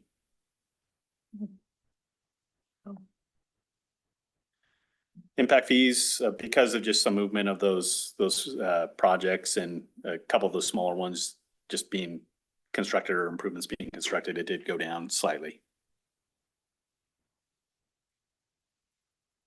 And yeah, I've got a note here. Yeah, just developer constructed parks are shown as not impact fee eligible. And I do want to point out that, yeah, some of those, like if a developer is constructing a park, for example, and it meets their needs, then they may not be charged an impact fee. Okay, wastewater. The level of service is based on actual flow into the treatment plant. They get daily meter reads going into the plant. So this is pretty much the flow into the plant, the average day flow. And then capital improvement projects and impact fee list is we've got, there's a few that are developer constructed. The West Bank Interceptor segment 1 and 2 are just the upsize costs and that's driven by the Deseret development. It needs at least a 24-inch. For long-term growth in the area, a 36-inch will be constructed. And then the big one on there is the proposed, wastewater treatment facility, which they had the pre-construction conference last Thursday, and we'll start moving on that project. Great. And you can see on this one, most of the new projects are to get to kind of these larger developments that are on the outskirts of town. The city in 2018 and 2019 did a lot of improvements on kind of these corridors throughout town to improve and get a little bit more life out of the existing system. And that gets calculated into the impact fees through buy-in costs. So sewer did go up slightly, not a little bit more than $100. There were some projects for sewer, for wastewater, that we looked at a little bit more detail and were able to move outside the 10-year planning period. And a lot of that was just because impact fees and rates go kind of hand in hand. You have the same projects for both, right? And you got to pay for them. So yeah, we did that just to try to keep sewer rates lower. And it does, it does also impact the impact fees.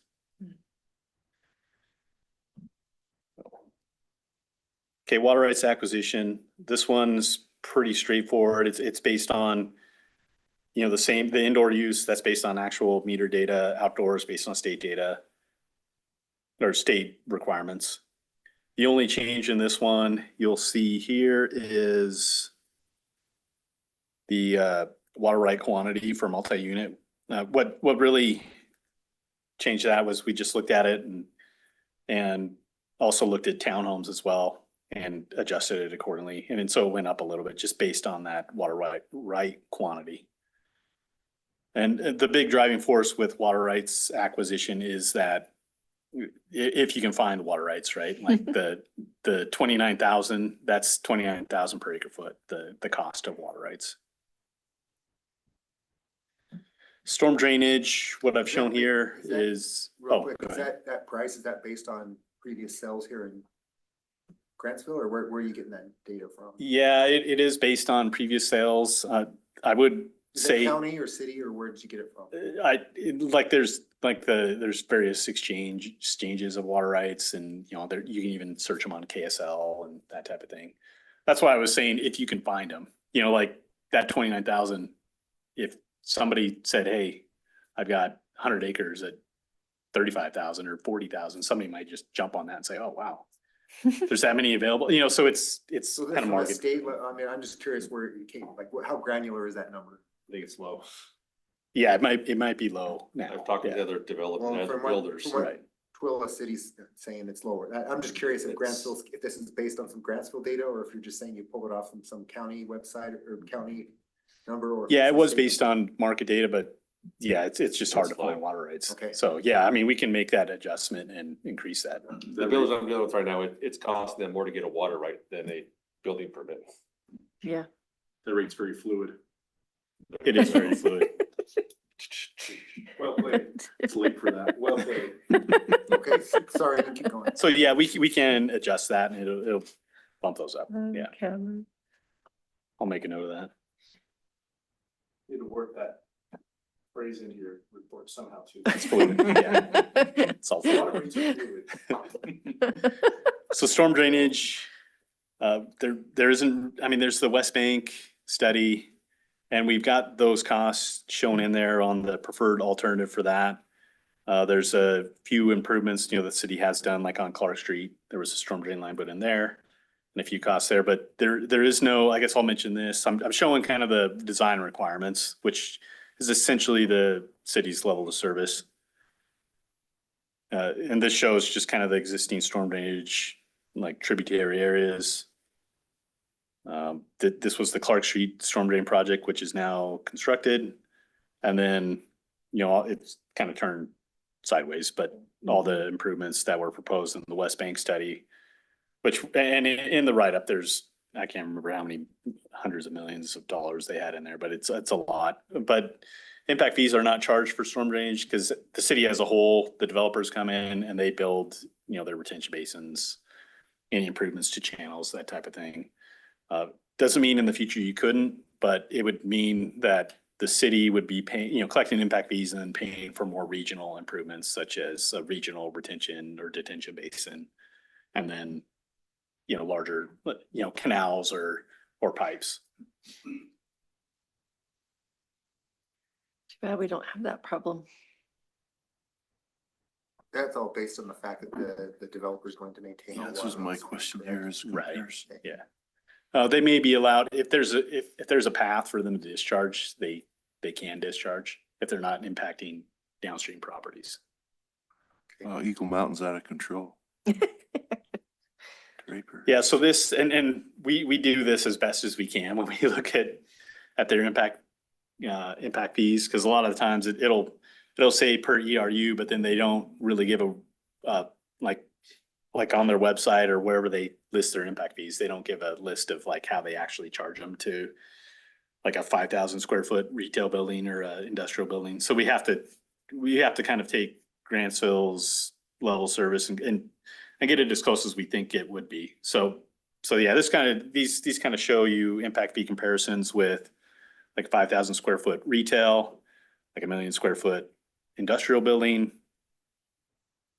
Thank you for. Townhomes, single family, and apartments. Do we get challenged very often?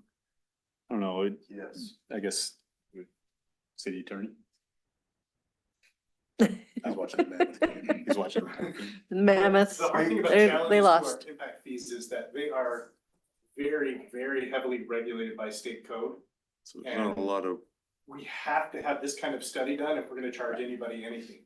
So we've got all the documentation, all the backup, all the study, all the legal recourse that we could possibly muster. So that if there is a challenge, we're pull this out of our back pocket and say, choke on this. so we've. Yeah, done and we pretty- we've do done try pretty to- good in the past, so it sounds Yeah, and we do try to, and that's why we do try to use a lot of local data, because then it's easier to back up instead of saying, oh, well, this is a national average and. Yeah, we have to, it has to be project driven, it has to be specific to our city. Right. It has to use real numbers. You can adjust for inflation, but even that number has to kind of follow a historic thing, not just pull it out of your ear. Yeah, I think we're using 3.5%. We were using 3%, but to your point, it'd be nice to use a higher inflation number because that's realistic, but then we've got to use like kind of an average. Do we have many waivers in our city? Do we? We don't typically offer waivers. I work for the city of Riverdale and they don't have impact fees at all. They just, it's open door policy. Come on in and we'll take care of everything. But you know what goes on in Riverdale, right? They've got 8,000 residents and about 20,000 hourly shoppers. Retail, yeah. Yeah, Crazy. so They don't care. it's not something that they're worried about. And it's one of the things that they use to incentivize businesses to come is they just say, we don't have any impact fees. But who wants to live in Riverdale, right? There are some very nice areas of Riverdale and that's all I'm gonna say. I found two, maybe, yeah. But Sorry the about hard thing is getting back out onto the road and anywhere else outside of Riverdale. Sure. You can get to Riverdale, but then you gotta get it. Yeah. So, yeah, the idea is not to be an outlier in any of this, at least not too much. So that we don't waive much. Yeah, we don't pull out any excess attention and then we can give waivers if it's warranted. I like how you've indicated on the disclaimer that the areas that are similar to population of Grantsville and also the proposed Oh, Grantsville versus right. the existing Grantsville. Well, yeah, I think you had that That's very intuitive. question, well, I can't remember where it was. Last but year. Yeah, I think you did last year. Yeah, exactly. Thank you. Yeah, and it is, I mentioned this like, maybe after the meeting last week, but it is tough to compare them because, yeah, and to Bill's point, all cities are different. You may have Riverdale, that's 8,000, but it's got so much commercial, right, that they don't need to charge it back fees. So it is hard to compare them.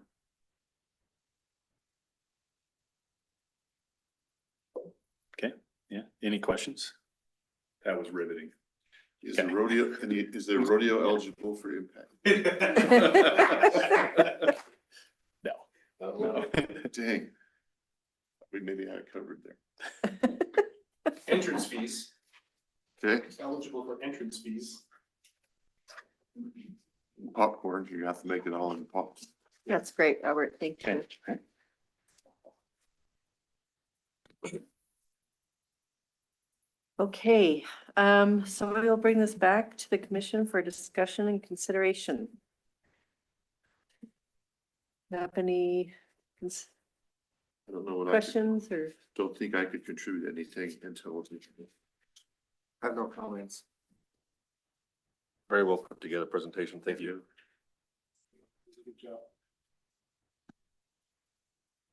Just so I understand, why did we see that last week and again this week? So last week was an introductory first go, and then this time it's for action. Okay, I wanted to make sure you understood it. I understood everything, yeah. We weren't in an official meeting. last Okay, I was just wondering. It's just easier to present. That's fine, I was just That was curious. the work meeting, I think he was presenting it. Okay. I have to consider it. Want to make it fluid Yep. with you. Very fluid. Okay, so we will entertain a motion. Oh, I'm sorry. We need to have a public hearing on that. Oh, but everybody left. Doesn't matter. Do we have to do it again? There could be someone online. Oh. Online, open it up. Rhett's gonna act as a citizen. Thank you. Thank you. I forgot. If there's anybody online that would like to enter public comment into the record regarding the consideration of the proposed amendments to not parks and transportation, but the capital facilities plans, the impact fees, the facilities, the impact fee facility plans, and the impact fee analysis for Grantsville City, please raise your hand. Okay, thank you. I forgot to make that clarification too, because transportation is something else, as Robert noted when he approached the podium and we didn't realize we were not recording, so. So then we will, since there is no public comment indicated that anybody wants to enter, we will consider a motion. I move to recommend approval to the city council for the proposed amendments to the Parks and Transportation Capitals Facilities Plan, Impact Fee Facilities Plan, and Impact Fee Analysis as presented. We're not doing the transportation part though, right? Oh, yes, sorry. Sorry. Without the Let me transportation. reread this. I move to recommend the approval of city council to propose amendments to the, how about this, the amendments of the Parks and Transport, what this is? Parks, just take out the transportation. Parks Capital Facilities Plan, Impact Fees, Facilities Plan, and Impact Fees Analysis as presented. Well, it's more than parts, it'll be basically everything except for. Everything on here but except for transportation. Okay. Golly. Let me start this for the third time. Well, I move to recommend approval to the city council for the proposed amendments to the Park Capital Facilities Plans, Impact Facilities Plans, and Impact Fee Analysis as presented. Did I get that one right? I'll second. He doesn't like it. Well, so it's just the capital facilities plan. Yeah, just say capital facilities plan, The excluding amendments to the capital. Way to go. Facilities. Tyson, where were you on number 2? Come on, man. We can make it till 11:15. That'll be the latest I've ever been here. Remove that part. No. That's what he just did. Okay. That's what I just did. No, because yeah, it's got Take drinking out water, parks, public yeah. safety. Yeah, everything And it's after- water. In between amendments and capital should be removed. I'm not going for it. I got it. Okay. I got it. I'm gonna do it. Can I do it? Go for it, Cam. I move to recommend approval to city council for the proposed amendments to the capital facility plans, impact fee facility plans, and impact fee analysis for Grantsville City. I got a nod. I'll second. John seconded. Okay, any further discussion?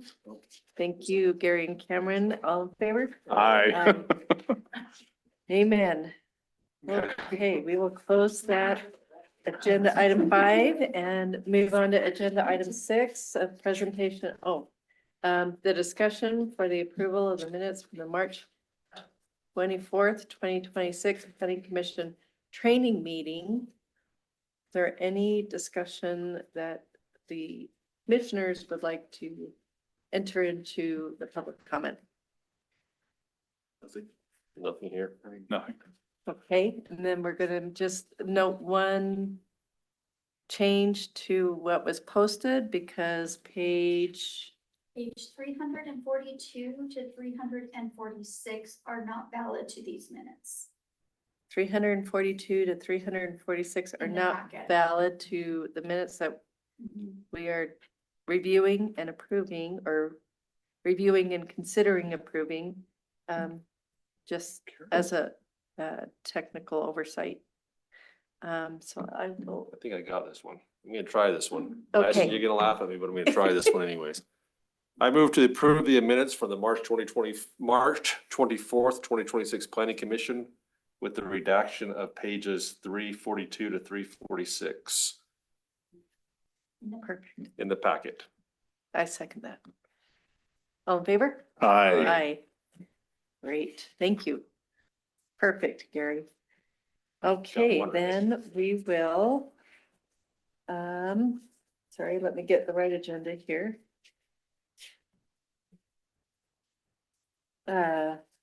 Let's see, we will close that item and we will move on to the report from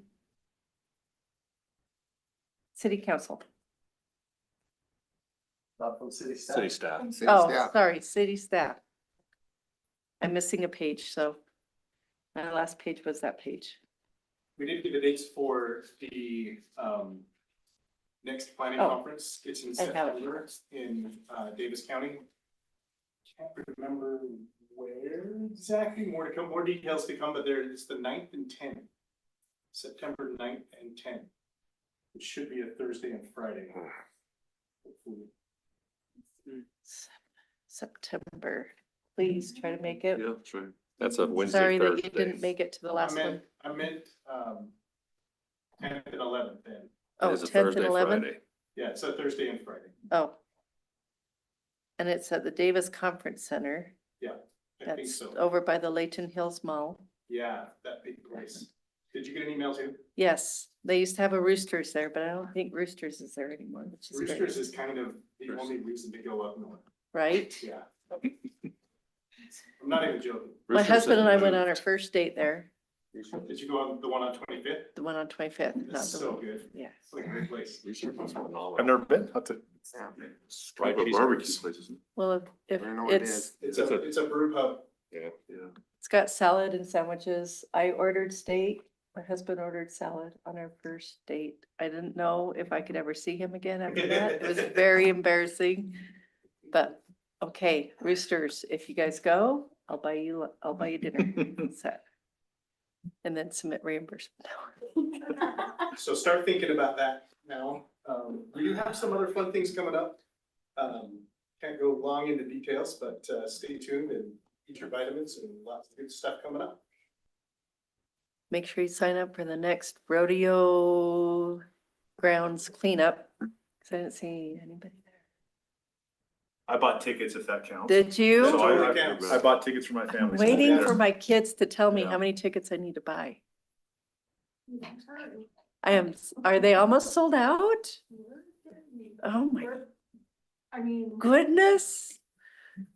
I don't know if we're almost sold out, but. Good I know a lot of job. people are interested. Let's in move that, it to so- Desert Peak. Bigger facility, bigger Just have arena. to buy a bunch of tickets and then give them away, I You could guess. scalp them. Okay. Scalp them at the door. You can, for anybody online that is listening, you can purchase them through the Grantsville City website. They're $10 a piece, 15. It's the best deal going, really. It is a great My deal. family's 60, it's $50. So you get a deal when you buy more. There's a family pack, so. Oh, I didn't look at it long enough. Maybe that's what I Yeah. was looking at. Okay. Anything else, city staff? Shelby, are you still there? She signed off like Thanks a for, A while ago. for keeping us straight, and we appreciate all you do. Yes, appreciate your sharing of knowledge and Since we don't gently know- guiding us. Since we don't know really what we're doing that well, so we appreciate it. It's not true. You guys are doing great. And the hard thing is that you have to balance your own heart and mind against the developer's needs and concerns, against the residents and their concerns, and you represent 15,000 other people who didn't show up tonight. What are they thinking? Well, according to Facebook, we know what they're thinking. Apparently we get- Facebook, if you had 100 people speaking out on Facebook about something, that would be a huge response. But that's still 14,900 people that you don't know what they're thinking and feeling. One feels like they're treated like horse shit. Is that what she said? Yes, Something like that's that. exactly what she That was said. not very I tried polite. to ignore that. She really did. She was at 4 minutes by my clock. Why is there not a clock in here? Isn't that a problem with city council too? Why do we not have a digital clock that counts down? We actually do on our, on I know, but for like the speaker to see, like, the. is it on there? We can start it. Oh, okay, I just think that'd be So useful. we can maybe look. Makes her job less uncomfortable if she just Oh, Beeps or something. Tyson wasn't here, so I made sure that I would be well within my rights to have Officer Morris remove anybody who got boisterous to a Has it point gotten that bad it before? was- Yes. Oh, boy. Becoming a nuisance. So, Oh. what were you Only one of the talking? planning commission members that wouldn't stop talking. I'm just kidding. She's sitting right here. Just kidding. It wasn't you, I was. Sorry. Okay. Jason, that's okay. I know, I went off, but I've been incredibly stressed about that conversation, and I'm just trying to encourage people to put aside their personal feelings and think about what is best for the city. Won't somebody please think of the children? Nobody listens to me. We all listen to you. Mrs. Lovejoy. That's right. Okay, we will close the report from the city staff and move on to agenda item number 8, the open forum for planning commissioners. I think we already did that. Thanks you guys for the feedback. I won't get on my soapbox anymore. Comment was not directed at you. It's okay. I can take it. Constructive criticism is the best way to identify needs for improvement. Go for it. What do you think? Are we open? Open It's late. forum. Just from my understanding, so 3 of us are pretty new. How do we end up with 3? Is that like the normal? I guess what I'm getting at is, it seems like as I'm driving home or to work after meetings, I'm thinking, oh man, if I had done this before, I would have better questions, right? So as we do this more often, we're gonna have more experience, know what to ask, but it seems like with a large percentage being brand new, it is not. You guys are awesome at asking I think questions. desperation is maybe the word. So were terms up? How did 3 seats become vacant so quickly? Great question. People just stopped coming. Yeah, well, or people decided that they. Or they resigned or whatever. So it just. What's our, Is there a term? what's our It's commitment? 3 years, isn't it? 4. 4 years. 4 years, really? Except for mine, that was 3. Yeah, because Mine's you up took next someone's year. spot. Yes. Some of you may have taken someone's spots, but I don't think. I think So we- Jason So we has a outlast 4 the city year. council unless you get reelected, I guess. No, we're 4 years as well. You're 4 Just years. depends on the cycle, right? Okay. Depends on. So there was just some what's- churn that churned 3 seats quickly, was it? Okay. It could end at different times. Shelby would be the best person to ask that question. to. Okay. It's not important. I was just curious. You're here for I'm 3.5 sure that more there's a years. list. I'm not worried about, I think this is a blast. So I was just curious how 3 seats, it just seems. Fluid? Mostly, That's we had a couple commission members that chose to step down due to other commitments. Okay. So, because they're not appointed and all of that, so, and Derek, he went to city council. Yeah, so that's true. over his. So we had 2. So it's really that just 2 then. Okay. Chose to step down for other commitments, and that's resulted in 3 open seats. And we're so glad you're here. Yeah. Wouldn't be the same without you. It was good times. I thought you were saying Bill, use fluid. Good question though. Be really, really good at this in 3 years and 9 months. Oh my gosh, you guys are spectacular. So thoughtful and open and And I'll read city code and there's on R15 on their next page. Yeah. not accusatory. It's gonna be the planning commission doesn't even know the zoning now because of you, Gary. Yeah, I looked up the landlords like, well, yep, I looked like a fool. That's right. No. No. Okay, we'll close that and then we will request a report from the city council for agenda item 9. All right, well, thank you all for your service. I appreciate these evenings and your dedication to representing the people of Grantsville and our citizens and also the city. There's one thing that happened in our last city council meeting that I just wanted to bring up to you, and you'll see it eventually. We had a presentation of a concept plan for Sun Sage Terrace subdivision that was presented to us. There's a lot of history behind that particular subdivision and there's been multiple plans that have been brought before and even had public outreach. And I mean, you can go back and look and see a little bit more of the history behind that. But ultimately, that the direction was given to them to come back with half-acre lots. Similar to what we experienced just today. And they came back to us and they have things formulated. There are I'd say a handful, but there's actually quite a few lots that are under a half acre, but they're so close within 1,000 feet. So in our discussion with him, we told him as a city council that we were okay with what he had proposed because they were so close to a half acre, but with the right of ways and everything we were asking him to do, including the 108 feet requirement for Green, which seems kind of weird that that's on the west side of town, and we just talked about Green on, the center of town. But you guys were here for the transportation discussion and saw how that loops all the way around and how that kind of gives us some cohesive connectivity throughout the city. So please just understand the history behind that, maybe do a little bit of research behind how much community outreach there was with that and take that into consideration when he comes before you. And he did present it to the city council. We told them that we were okay with 44 lots that were just within 1,000 square feet under, but under the circumstances, there are times when, we can allow that. So. Question for you, Red, on that. Go ahead. Are those half-acre lots, how are they being supported with water? Is it just culinary or are they going to have irrigation with it as well? Those will be just culinary. I mean, I guess that's for him to decide. I don't know how he was proposing that. He was bringing us forth with a concept plan. So those type of details happen later on down the road. So, They'll be required but great, to provide water. either way. So. We're out of secondary, right? There's no more secondary unless we Unless they build put a another secondary reservoir. water. There are no more shares. There's no more You can shares. buy a share, they won't split you Oh. more shares. Yeah, There's secondary water.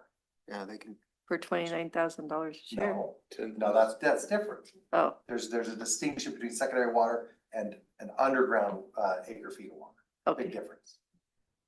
The secondary water comes from the mountains. Right. Goes to the reservoir. They're just And- selling you the and- wet stuff.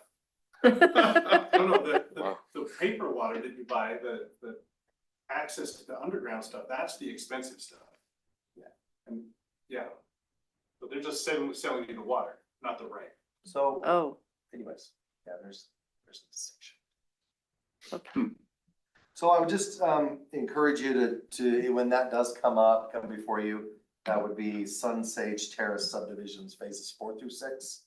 Please do your due diligence in those regards and look back at the history, maybe ask Shelby some questions via email or give her a call. She can give you kind of the backstory and the history behind all that and how many iterations of this that this body has tackled and then gone to city council and back and forth and direction given. And Just like those and last here we two. are. So how does that technically get approved then, the non-compliance with the zone? Is it just a conditional use that you guys? It will be, I'll defer to you on the legal aspect of that, but it's a variance, I would. I would dare say. Variance, but you have to show a hardship for variance. I'm just Yeah. trying to know how, so we're prepared to. So the hardship for us in our discussion and the direction we gave him was the fact that he was encumbered upon by giving the city the entire 108 feet on the far west side of his property for that street. So Whereas we were gonna be able to encumber the individuals that live adjacent to that property and take away by eminent domain 54 feet off of their property. Whereas they're already there and he's developing. And so it was more of a meet him in the middle, so to speak. He was willing to give something. So our cover is He brought the candy. variance based upon his impact. Important. Exactly. All right. So would we use RM7 for that? No. I think it's a 15, isn't it? Why Are you would sure? Why would we use R See, now seven you're when it's talking. R That's a 121? multiple residential zoning for mid-density. Don't confuse the issue. So the zoning is R 121. Okay, And that's what it is. and that's what He, it's gonna he be. came with us with a PUD that had multiple different types of designations and open spaces and parks and everything, and did community outreach and. Ben, we didn't like that, or I'm just No, curious. it's not necessarily we didn't like that, the public didn't like that, some of them did, some of them didn't. And ultimately, Just this fell body out this shot way. that down, and then the city council shot at them and told them to go back and say, you know, the general plan, half acre, Sure. you know, go back to the drawing board. And he has. So Okay. I'm just giving you guys heads up. Sure. That's gonna come to you, and you're gonna have a little bit of the history behind the whole situation. Yeah, Before appreciate you it. come prepared for this meeting, so that you understand, the history. Yeah, appreciate I that. would encourage all five of you to talk with Shelby. It's a good question, though. Like, how are you going to accomplish this? What vehicle are you going to use to get this done? If perhaps an MDA needs to be reduced to the end or something like that to, or some amendment to it to make sure that it's, you know, solidified, that those are the agreements that we'd be willing to accommodate. Due to the concessions he's making. Mhm. Yeah. Okay. Thank All you. right. That's it? Well, there's so much more we could talk about, So but much more. the Mammoth did win. Did they? That's up. That's how you know it's a series. When the visiting team wins on the road, that's how you know it's a series. So, oh yeah. Go ahead, go, John, ask us. No, I'm just totally not a hockey guy. So are we in the playoffs? Is that? Oh, yeah. Oh, We're in okay. the playoffs. John. We're playing Las Vegas, baby. Whoa, all right. Yeah, it's a big Vegas. deal. We finally have a team to cheer for again. That's right. Hey, next year. I've just gone to a few and there's so much fighting. Next year, there's gonna be two. Just watch. Tank Lake City's tough to watch. Hey, we'll put some Skittles on it next year. They'll both be in the playoffs. I don't have anything else that's pressing that you guys need to be involved. So, Okay, so no work meetings scheduled next week, because I don't know what I'm gonna do with my Tuesday next Yeah. week. enjoy it. Hanging out with you guys. Oh, maybe, so the open house is next Thursday though. Is that, do we need to be there for the master transportation open house? How important is that? Good. I'm not gonna say no. But is it important we're there? I don't want to go because I've got a conflict, so I just want to know. Is it standing room only? Standing room only? Any kind of a motion or anything, we're in good shape. Okay, Okay, sweet. That's because what I I'm. have a conference too, so, Gotta get us tickets. okay. Then if we have nothing else to discuss, we'll entertain a motion to adjourn. I would like to motion that we adjourn at this I will second. 10:59 hour. Okay. Aye. I, Aye. Good job. Thanks, you guys. Robert, you stuck it out the whole meeting? God. You got put last.